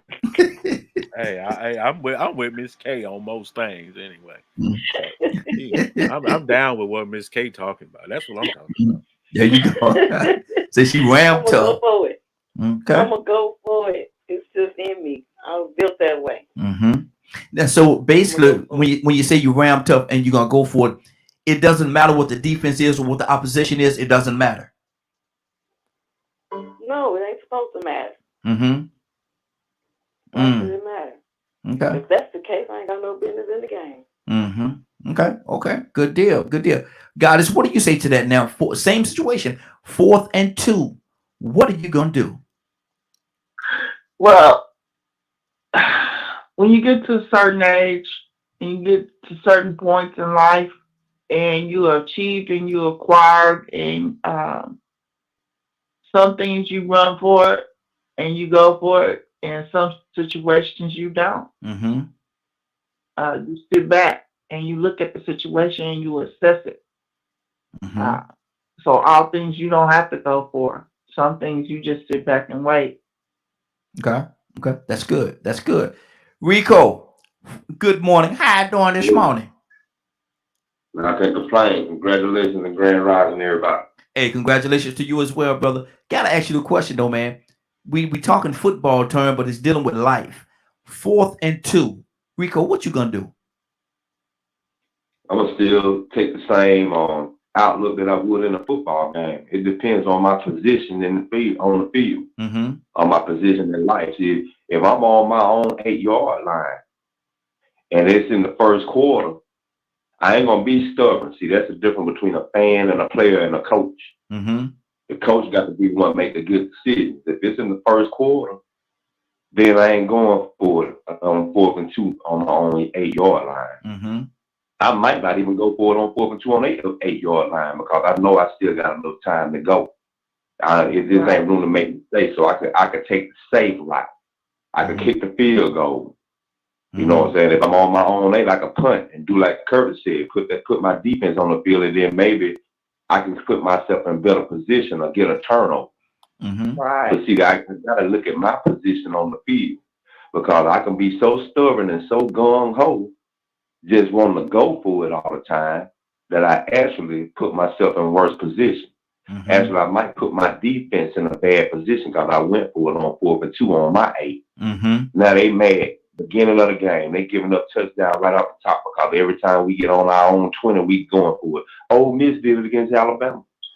Lane Kiffin killed it. You know, so if you did that in life, you got to look at your position on the field. How much time you got left? If it's the 4th quarter, you on your 8-yard line, that means time running out. And the goal is still way down the field. But just with an effort, you could possibly make it with these 10 seconds left. I'm going Tom Brady on you then. Because time is almost running out. So you said something key. You know what I'm saying? And sometimes when we hear the questions, we have to actually pay attention to all of the words that are said instead of just the things that we want to hear. He said the position of the opposition. That does make a big impact, a factor in on if you know when to hold them and know when to fold. You got to look at the odds sometimes too. You got to look, you know, if you own offense and in life, you the one making the moves. You know you know the other team's defense. You've been playing against them. You know your quarterback. You know your potential. So sometimes you have to look at that and realize, okay, have I got another chance? Is it an opportunity? Is there an opportunity for me to get the ball back enough time for me to go in and get a better position? Even in relating that to life, sometimes that better position is up and moving to another city because you're kicking a dead horse. Exactly. But see, some people are going to say, you know what, man? This is what I want to do. God done told me this is what I got to do. And so, you know what? Even though my back is against the wall and me and my family about to be on the street, we got just a little bit of money left to get this hotel room for the night. Then after that, when we check out, we ain't got no room for no money or no food or nothing. Now, I can leave and go start over with a family member, but I just want to stay in Atlanta so bad that I'm just going to go in and go for it. Because I think God done told me that this is where my calling is. To go to Atlanta and I'm gonna get that pot of gold at the end of the rainbow. Yeah. He came to me and told me this, so I'm going for it. It's 4th and 2, 0 seconds on the clock. Not only am I about to lose, but y'all gonna lose too, based off the decision I made. But you know what? I want success so bad, I'm going for it. Exactly. 4th and 2. What are you going to do? 508-924-3521. 508-924-3521. Got a few more minutes. We get out of here at 10 o'clock. So you got a few minutes. If you got a few minutes, give us a call. I want to hear what you have to say about this. 4th and 2. What are you going to do? Cassandra, now, if it's 4th and 2, that means you've had 3 attempts already to get that first down to continue in the direction that you're going in, and you've fallen short. Now it's 4th and 2. This opposition, this defense that's up against you has successfully held you from getting their first 10 yards to get a first down. We're talking in life.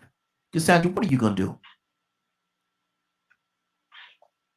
See, I don't know nothing about no football. But my response is still, I'm going to strategize how I'm going to get over the whatever to call the thing to make the touchdown. I'm gonna have to, if something has happened to throw me back a little bit or to set me back, then that means that I need to strategize. How do I get over that obstacle so that I can continue to go for the touchdown? Is that how it works? I'm glad you didn't say home run. Well, I was getting ready to say home run. I was getting ready to say home run. I don't know. Hey, I Leonard. don't know. Leonard, I'm glad your sister didn't say for me to go for that home run. I said, oh Lord, oh Lord. But Leonard, I have no clue. No, you're doing amazing. You're doing real good. But Leonard, let me come to you right now. Now, you know football, Leonard. You've attempted 3 times. Now that's the 4th down. You have not gotten that first down, so you've fallen short. So what you've tried in the beginning is not working. That opposition has held you. You're still gonna go for it, Leonard. 4th and 2. If you don't have no faith in yourself, that's you. Football and life is 2 different things. So you still betting on somebody else doing something else, except for yourself. Oh well, maybe my defense will get it back, and maybe they won't. And maybe you still gonna lose. That's football. The game is over after 4 quarters. It's a done deal. That ain't life. Scoreboard. That ain't life. And one, you can't sit around worried about losing. You really can't do it. Because if you do, it's gonna consume you, and you'll never do anything, and then it'll become an excuse.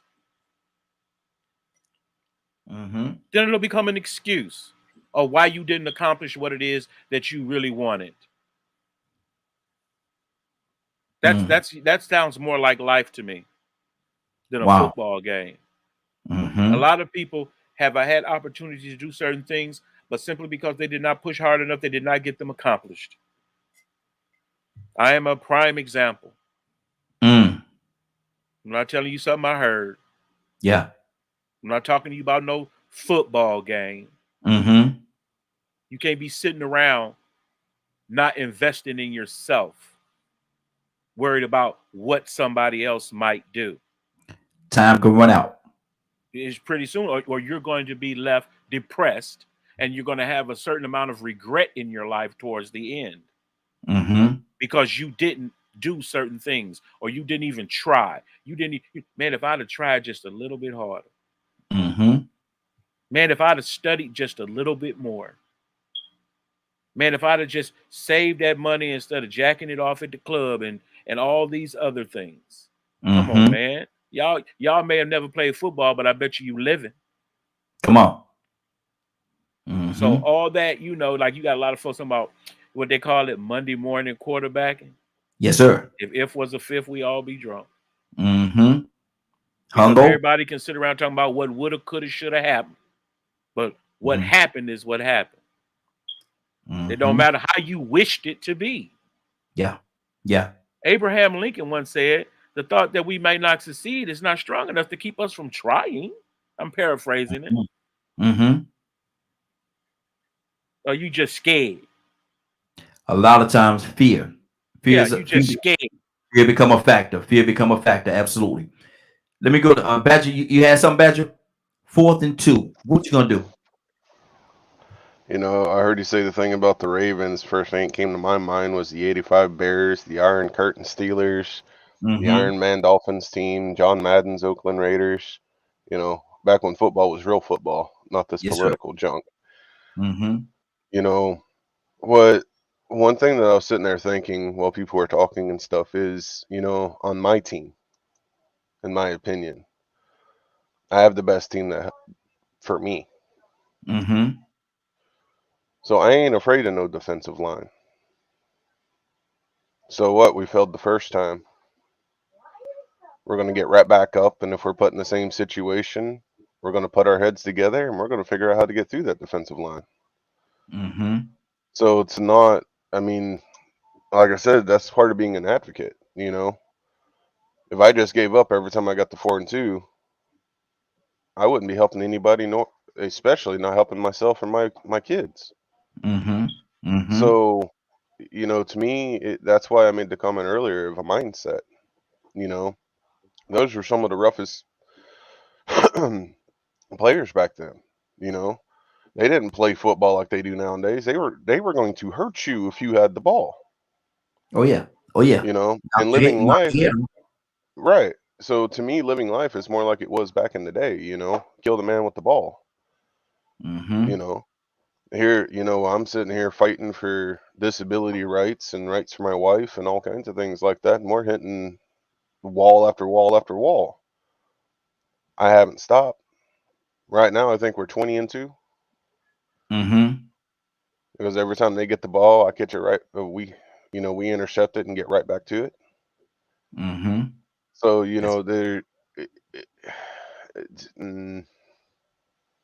to me, having faith in self and having faith in the people that are truly supporting you and got your back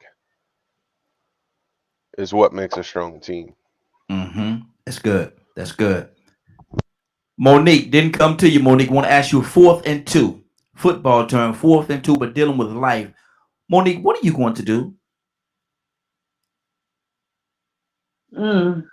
I've always been like a Hail Mary kind of person, and wherever wherever it falls. Mm-hmm.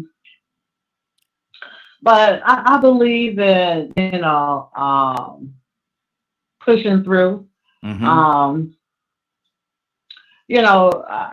Take my chances, because at one time I've always like questioned, like, should I,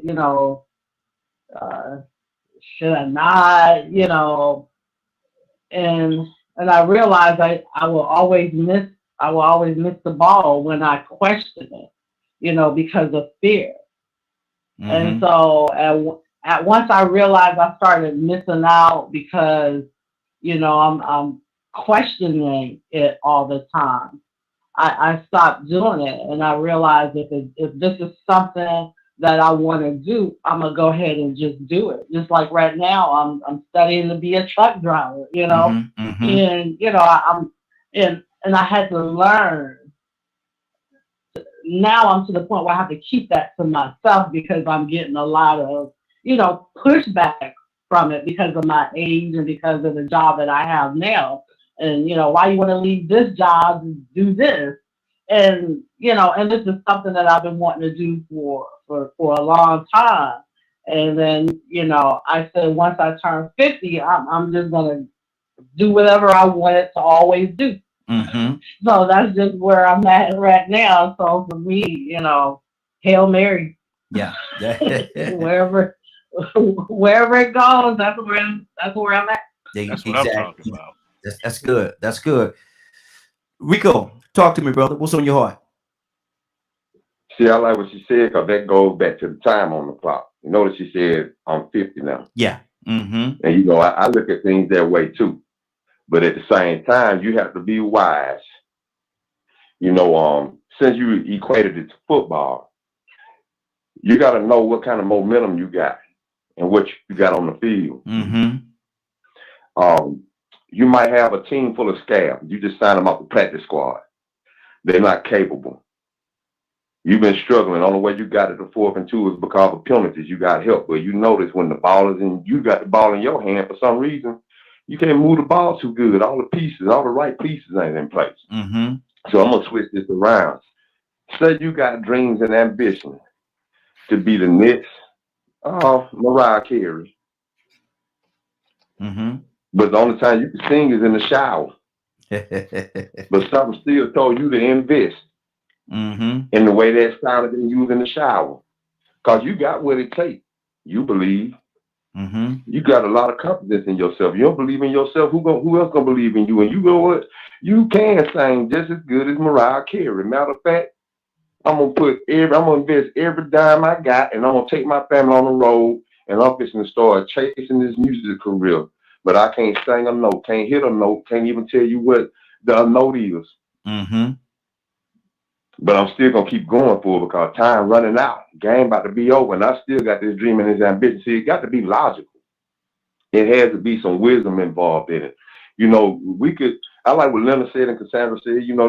We all could express our point of view and be right in the way that we express it. Because, like I said, you don't want to be down on 4th and 2, and you could go for the field goal and win, but you just want the touchdown. Mm-hmm. Or maybe sometimes you just, you just don't have the right pieces in place. But this is what it sort of reminds me of. Do y'all remember that movie Deliverance with Burt Reynolds, where him and his 3 friends went on a hiking trip or a camping trip, and they strayed off and they got, I'm gonna say, assaulted by some old incestuous hillbillies. Mm. And I had a conversation with a friend, well, an older guy. It worked. We was talking about that movie, and in that movie, one of the guys got raped by 2 of the people that caught them out in the woods lost. So that means one man raped another man, and his other friends had to watch. They couldn't do nothing. They had a gun pulled on them. So I posed that question. It was similar to what you asked. If that was you, and somebody put a gun in your head, told you to pull your pants down, bend over, and squeal like a pig, would you take the chance and taking that gun from them and getting away? It's 4-2 now. It's 4 of y'all and 2 of them. Mm-hmm. Or would you just bend over and let him handle his business? So, I was like, well, man, me personally, I think I would take my chances before I let this man rape me like exactly. So the older dudes was like, man, let him roll with y'all young boys. Y'all will take a chance with y'all life. But I'm thinking to myself, well, what if the man didn't have bullets in his guns? What if he had blanks? Mm-hmm.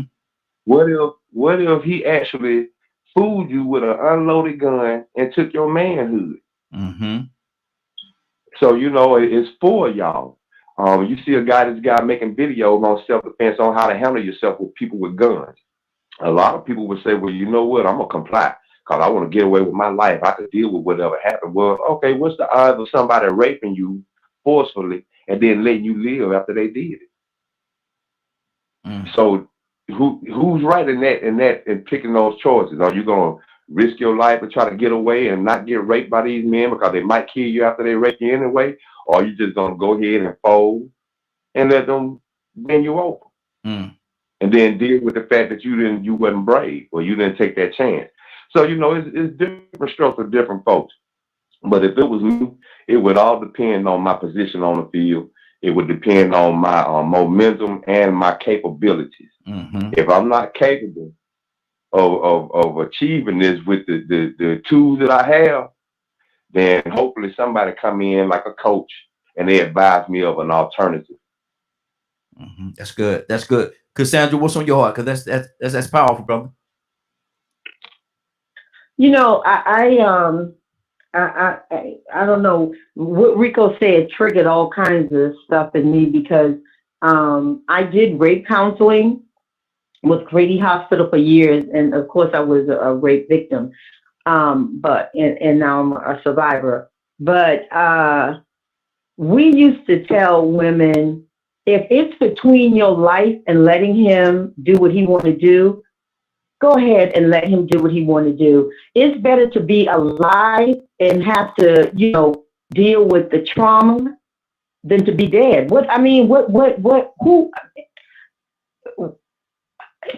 To me, it's not a choice in that type of scenario. And we were trained that is what you want the woman to survive.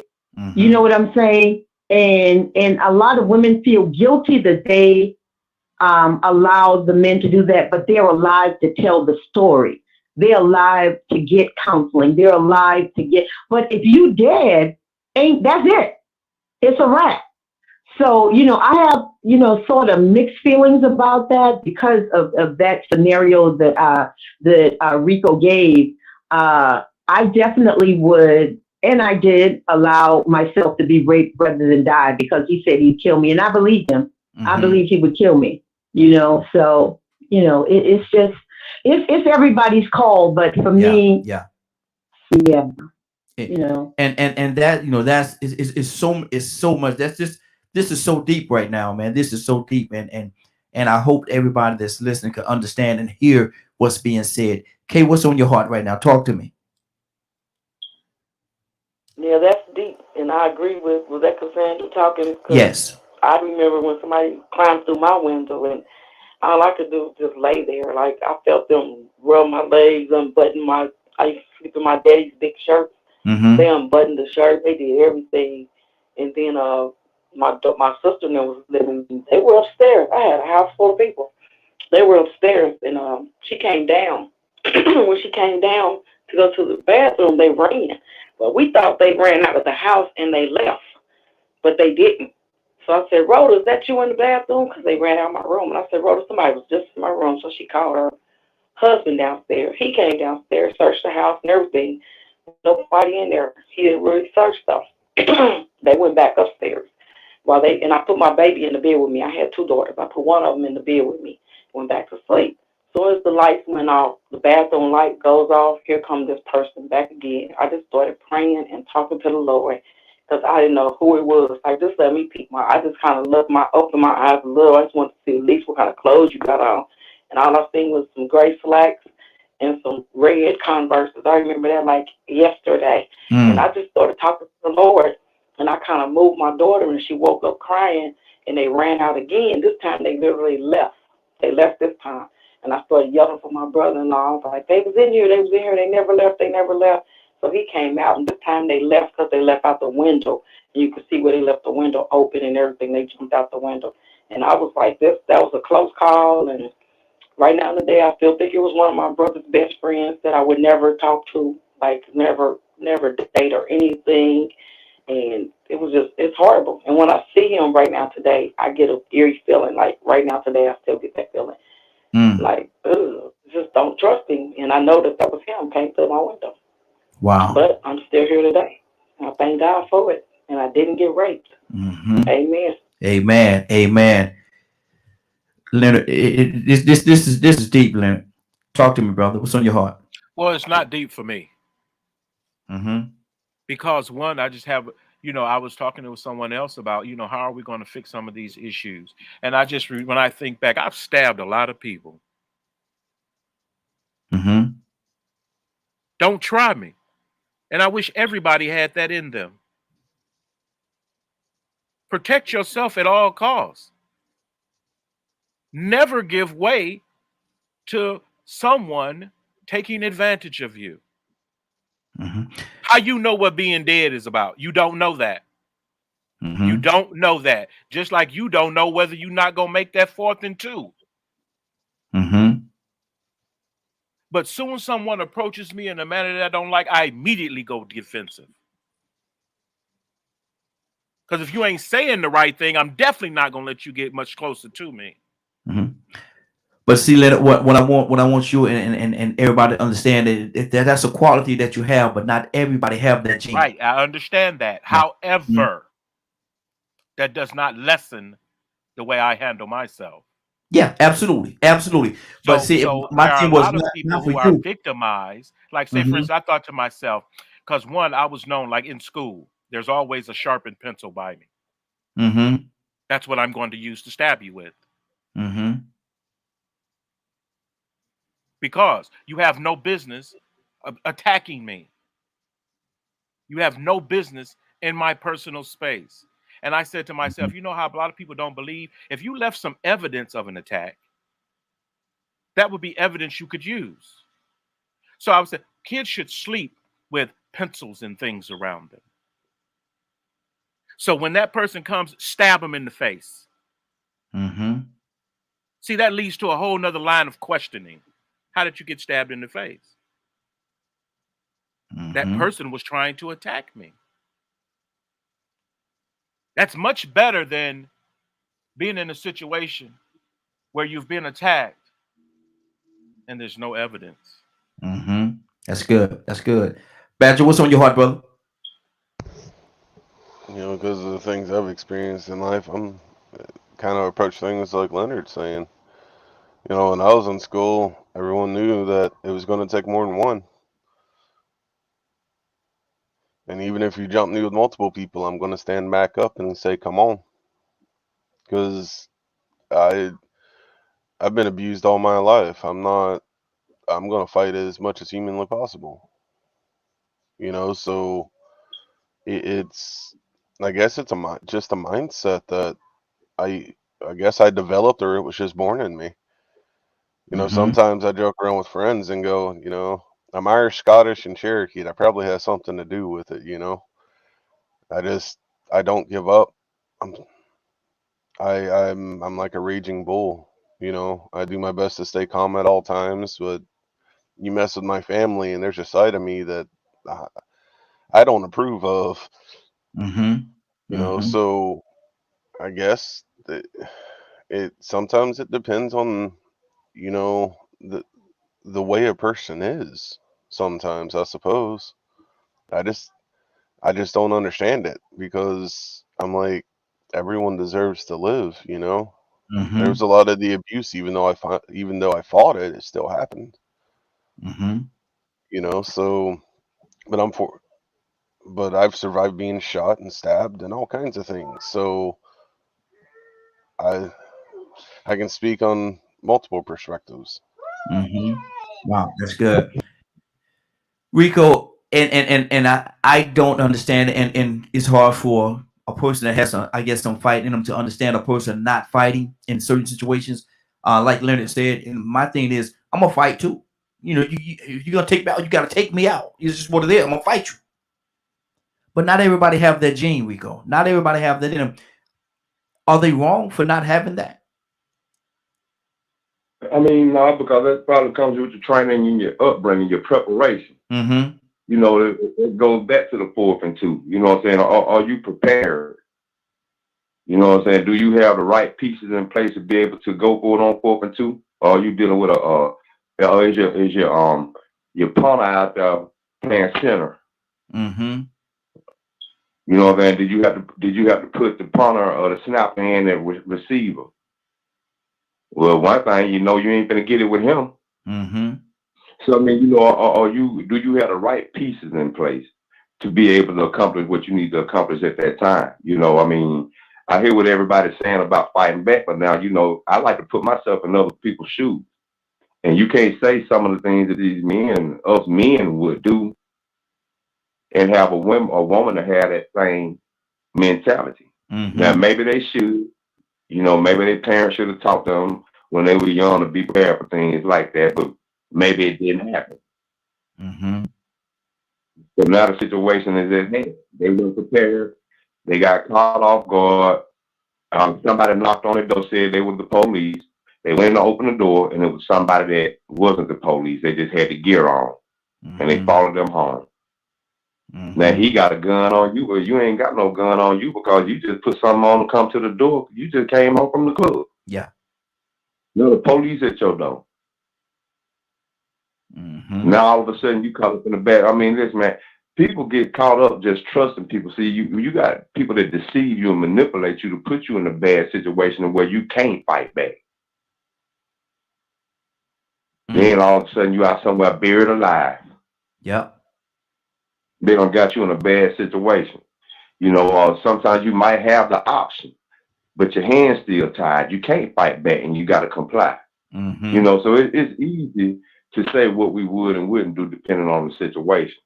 But the thing is do you have the right tools in place to accomplish whatever goal that decision you want to come up with if you do choose to fight? Exactly. 508-924-3521. 508-924-3521. 4th and 2. 4th and 2. What are you going to do? And it's a football term, but we equated it to life. So 4th and 2, when situations come in your life, 4th and 2, you have to make that decision. Are you going to base that decision solely on you, your abilities, and what you can do, what you can do, or are you going to evaluate the whole situation, the whole surrounding, the opposition that's up against you, or are you going to take those things in consideration as well? What are you going to do? 4th and 2. What are you going to do? 508-924-3521. Monique, talk to me. What you going to do, sis? Pressing on. Pressing on. I wanted to mention about the rape situation. We had a survivor, a rape survivor, you know, come and speak to our organization, and and she made mention of that because she chose to fight in her situation, and when she was telling the story, it happened about 7 years, prior to us, hearing her story. And even, 7 years later, she's still, having surgery, because of the way that the guy, messed up her face, and because she fought back. And just so happened it was actually, somebody that she went out on a date with. And that was one of her,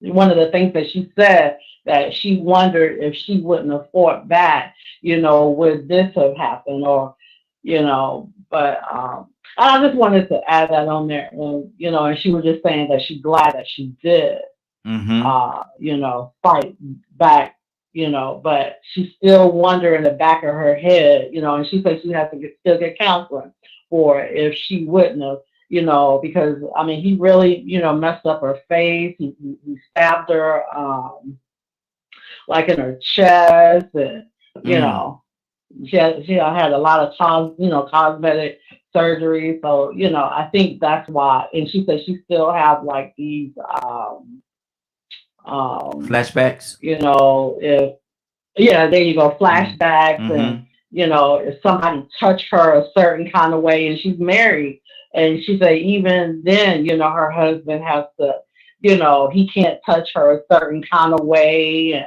but he, he understands, So I just wanted to put that out there. And see, and that experiences like that could be lifelong unless you go and get some help and get some kind of counseling. I mean, you could be trapped. You could be trapped right there. There's people that live their lives, they got stuck at a certain age because a traumatic situation happened to them, and they got stuck at that particular age. So there's so many different layers associated with this. Kay, what's on your heart, sis? Just listening and just reflecting back on that's why on prayer line I pray for all those, and I tell them that you can actually be incarcerated just in your mind, and pray for all those on a regular. Absolutely. Cassandra, talk to me. Yeah, I'm telling you, and it's called triggers. Monique, I think, mentioned that woman. It's triggers, and sometimes when you are in a fight for your life, if you make it through, if you survive, I'm not saying that it won't be, but it's better to be alive. My thing with trauma and you being in situations like that is you want to be alive. And the guy that raped me, it was like I wanted to fight. I was maybe 100 pounds wet, and this guy was like 200 and something pounds. So me fighting against him just enraged him more. And he was like, if you keep fighting me, I'm going to kill you now. And he put his hand, around my throat. What the hell? I mean, what, you understand what I'm saying? I'm just saying, when you're in situations where your life, your very life, your existence, you make decisions based on whether you want to live or whether you don't care. If you don't care whether he kills you or whatever, then keep, fight. And a lot of times, women have died because they did put up a fight. And how we know they put up a fight? Because of what they find on their body, the defensive, you know what I'm saying? Yeah. So they put up a fight.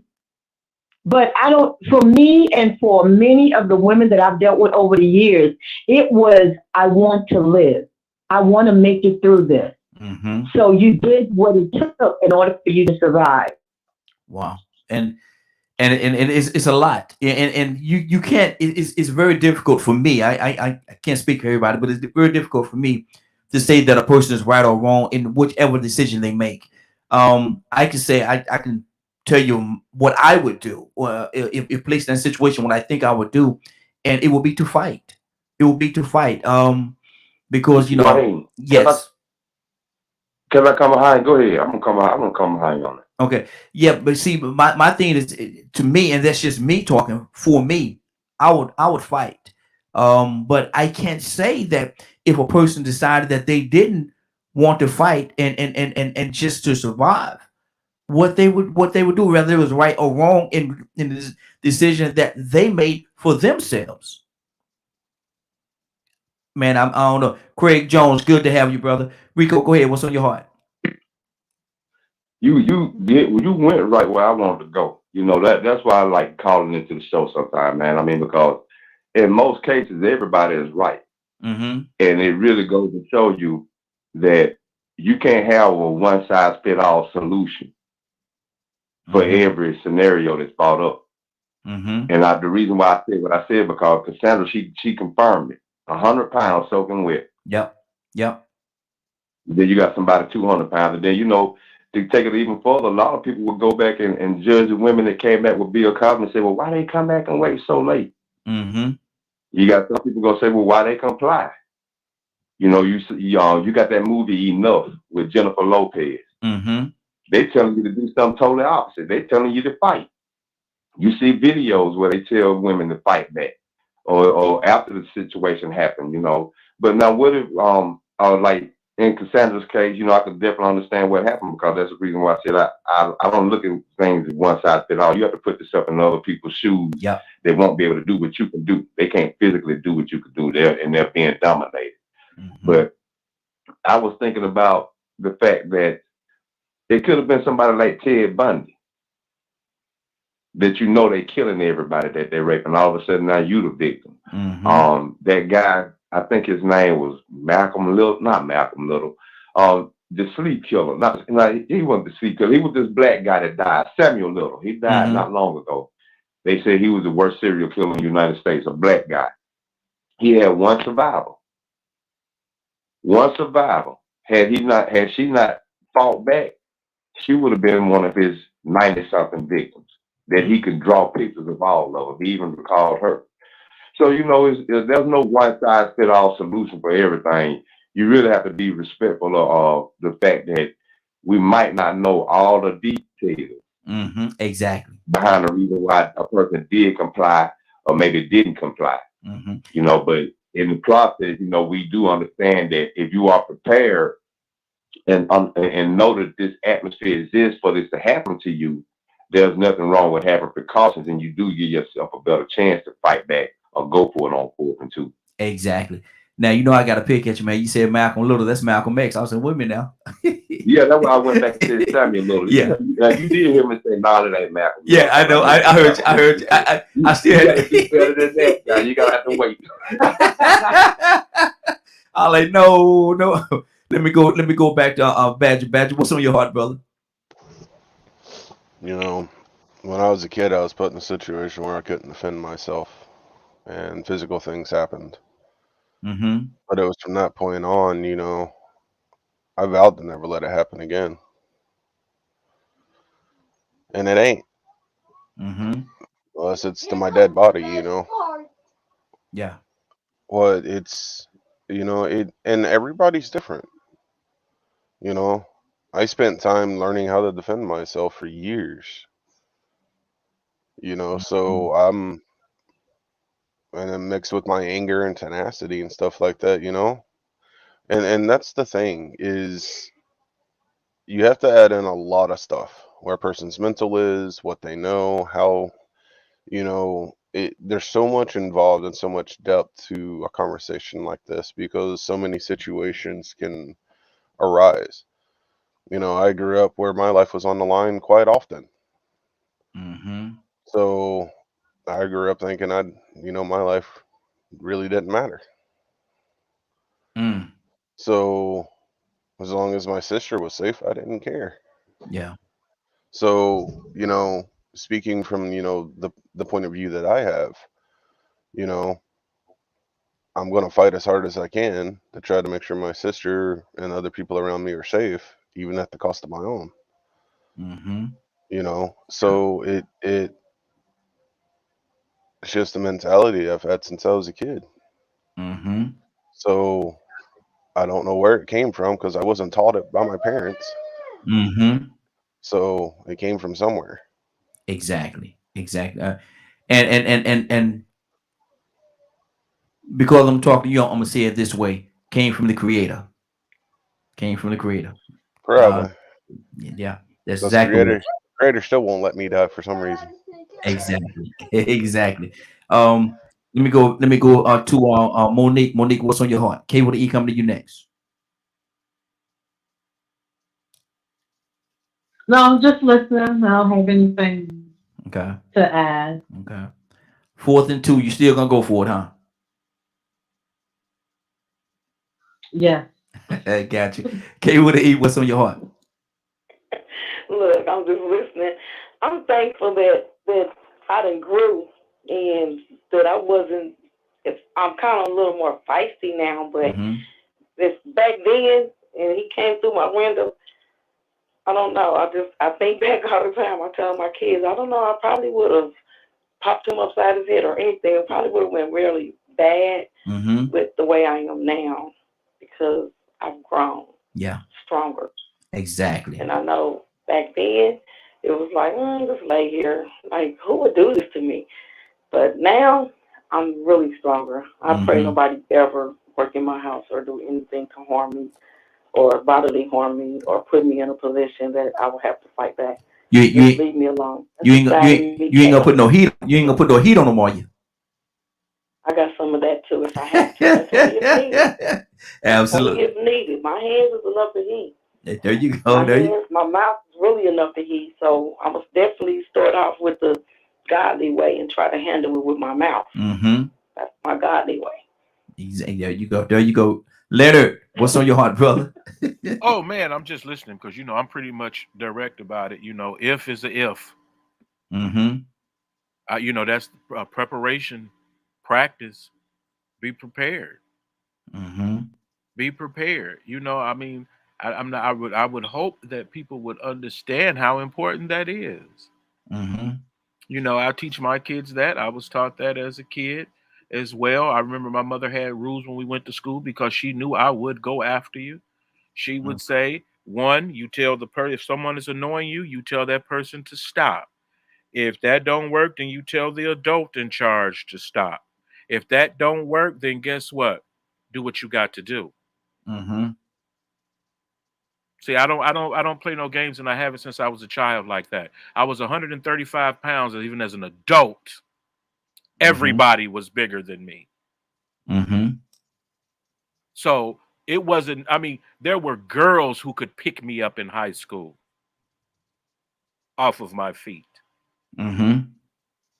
So, this ain't no grown man that just came up with this talking to you. Prepared. When my mother taught me that, one, some adults aren't what they seem, and if an adult approaches you in a manner such way, this is what you need to do. No questions about it. We don't owe nobody nothing. We don't owe nobody that right to take advantage of us. I do not care who they are. And you had better teach your children that. Or then they'll begin to justify how people treat them. Then you'll become a woman that thinks it's okay for a man to hit you. Just because, well, he was drinking or he was having a bad day. None of them are excuses for someone putting their hands on you. Without it don't even matter the situation. You ought to have a standard for yourself that you uphold. If you don't have them, establish them this day going forward. If you don't know how to defend yourself, go take self-defense classes. I remember when I would first left home, I would sleep with a knife under my pillow because I was around strangers that I did not know. Not saying someone was going to do something. However, if it did happen, women you need to have on your keychains, mace. You need to have stun guns if you're not carrying a pistol. You don't think that you're going to be out here and the devil going to sit there and have feelings for you. You shouldn't even be, like, say, for instance, it's heartbreaking. Every time I hear of a young girl don't went and met somebody online and don't went somewhere and got killed. Mm-hmm. Y'all got your mind, something in your brain has to click and say, this is not safe. I mean, that's why it's so important for men to be in the lives of their daughters, to protect them from these types of things, to teach them how to defend themselves against men. God knows if something happened to my sister, that person would be dead. Me and my brother have beaten the crap out of a couple people just for saying wrong things to my sister. Mm-hmm. Because one, you're not going to come in here and get to acting like you going to do what you want to do, because we got to handle that. Fathers have to handle it. Brothers have to handle it. Uncles have to handle it. This notion that one, everything's just okay. And no, there are people out here who are called predators, and they looking for opportunities. Stop going meeting strange men and leaving yourselves with them alone. Mm-hmm. You should never do that. Why? Not saying that he will do something, but it's just not safe. Mm-hmm. So there are things that you can do that will improve your security. Mm-hmm. If that's what you want to do. If that's what you want to do. Exactly. 10 o'clock, man, top of the hour. We're going to get out of here, man. This has been a great broadcast, man. I love it. But Cassandra, I got to ask you a question. And we're probably going to talk about it. Cassandra, you there? Yes, I am. This may be a topic of Way Out West. We're going to talk about a lot of things tomorrow, but this may be one thing that we may talk about tomorrow. Explain to me the tears of the vulnerable. I don't even know if you can explain that, because when you're vulnerable and your defenses are down, or you don't have the capabilities of helping yourself. I'm talking about children. I'm talking about mentally ill people. They are subject to being having predators and other people take advantage of them. So I can't explain it. I know that some things are lifelong scars. I think it was Monique that talked about the lady that came and spoke to her. Mm-hmm. Not only does she have physical scars, but she is still triggered. Mm-hmm. You know, it doesn't matter how much counseling or whatever you get, how saved you. I think people act like if you save, everything becomes okay because you save and you just get over it, as they say. But it doesn't happen like that in reality, guys. No. Being vulnerable and it is no joke. It takes a process for some people to get through the traumas that they've experienced. Mm-hmm. Wow. That's good. Rico, what's going on at 3 o'clock today, sir? If you missed today's broadcast and would like to see it in its entirety, you can tune in at 3 o'clock Eastern Standard Time on www.dklmediagroup.com. Good deal. Leonard, can I get you the prayers out? Sure. Dear Heavenly Father, we thank you once again for another opportunity to share our lives as believers in Christ. We hope that we have touched someone's heart and changed their direction and given them some hope. These and other blessings we ask in Christ's name. Amen. Amen. Great broadcast, everybody. I want to thank everybody for joining us, man. And know that we're here every day, Monday through Friday from 7 o'clock until 10 o'clock a.m. Eastern Standard Time, right here on DKM Media Group and Associates. It is now 10:02. You're about to exit the Morning Glow, but before you go, I want you to do me two favors, if you will. One, I want you to continue to pray for us, because we're certainly praying for each and every one of you. Number two, why this is real simple. I want you to go out there, find somebody, and give them a hug, because you never know. It could be the only hug that they get, or it could very well be their last. Love you, and ain't nothing you can do about it. Have a great day and a better tomorrow. That we shine some of this light of you from the morning glow. Take it out there into this wicked and cruel world that we live in, and let your light so shine. If you get an opportunity, give somebody some love. You just might find some love in return. Won't that be a beautiful thing? Have a great day. Take care of each other. Love you.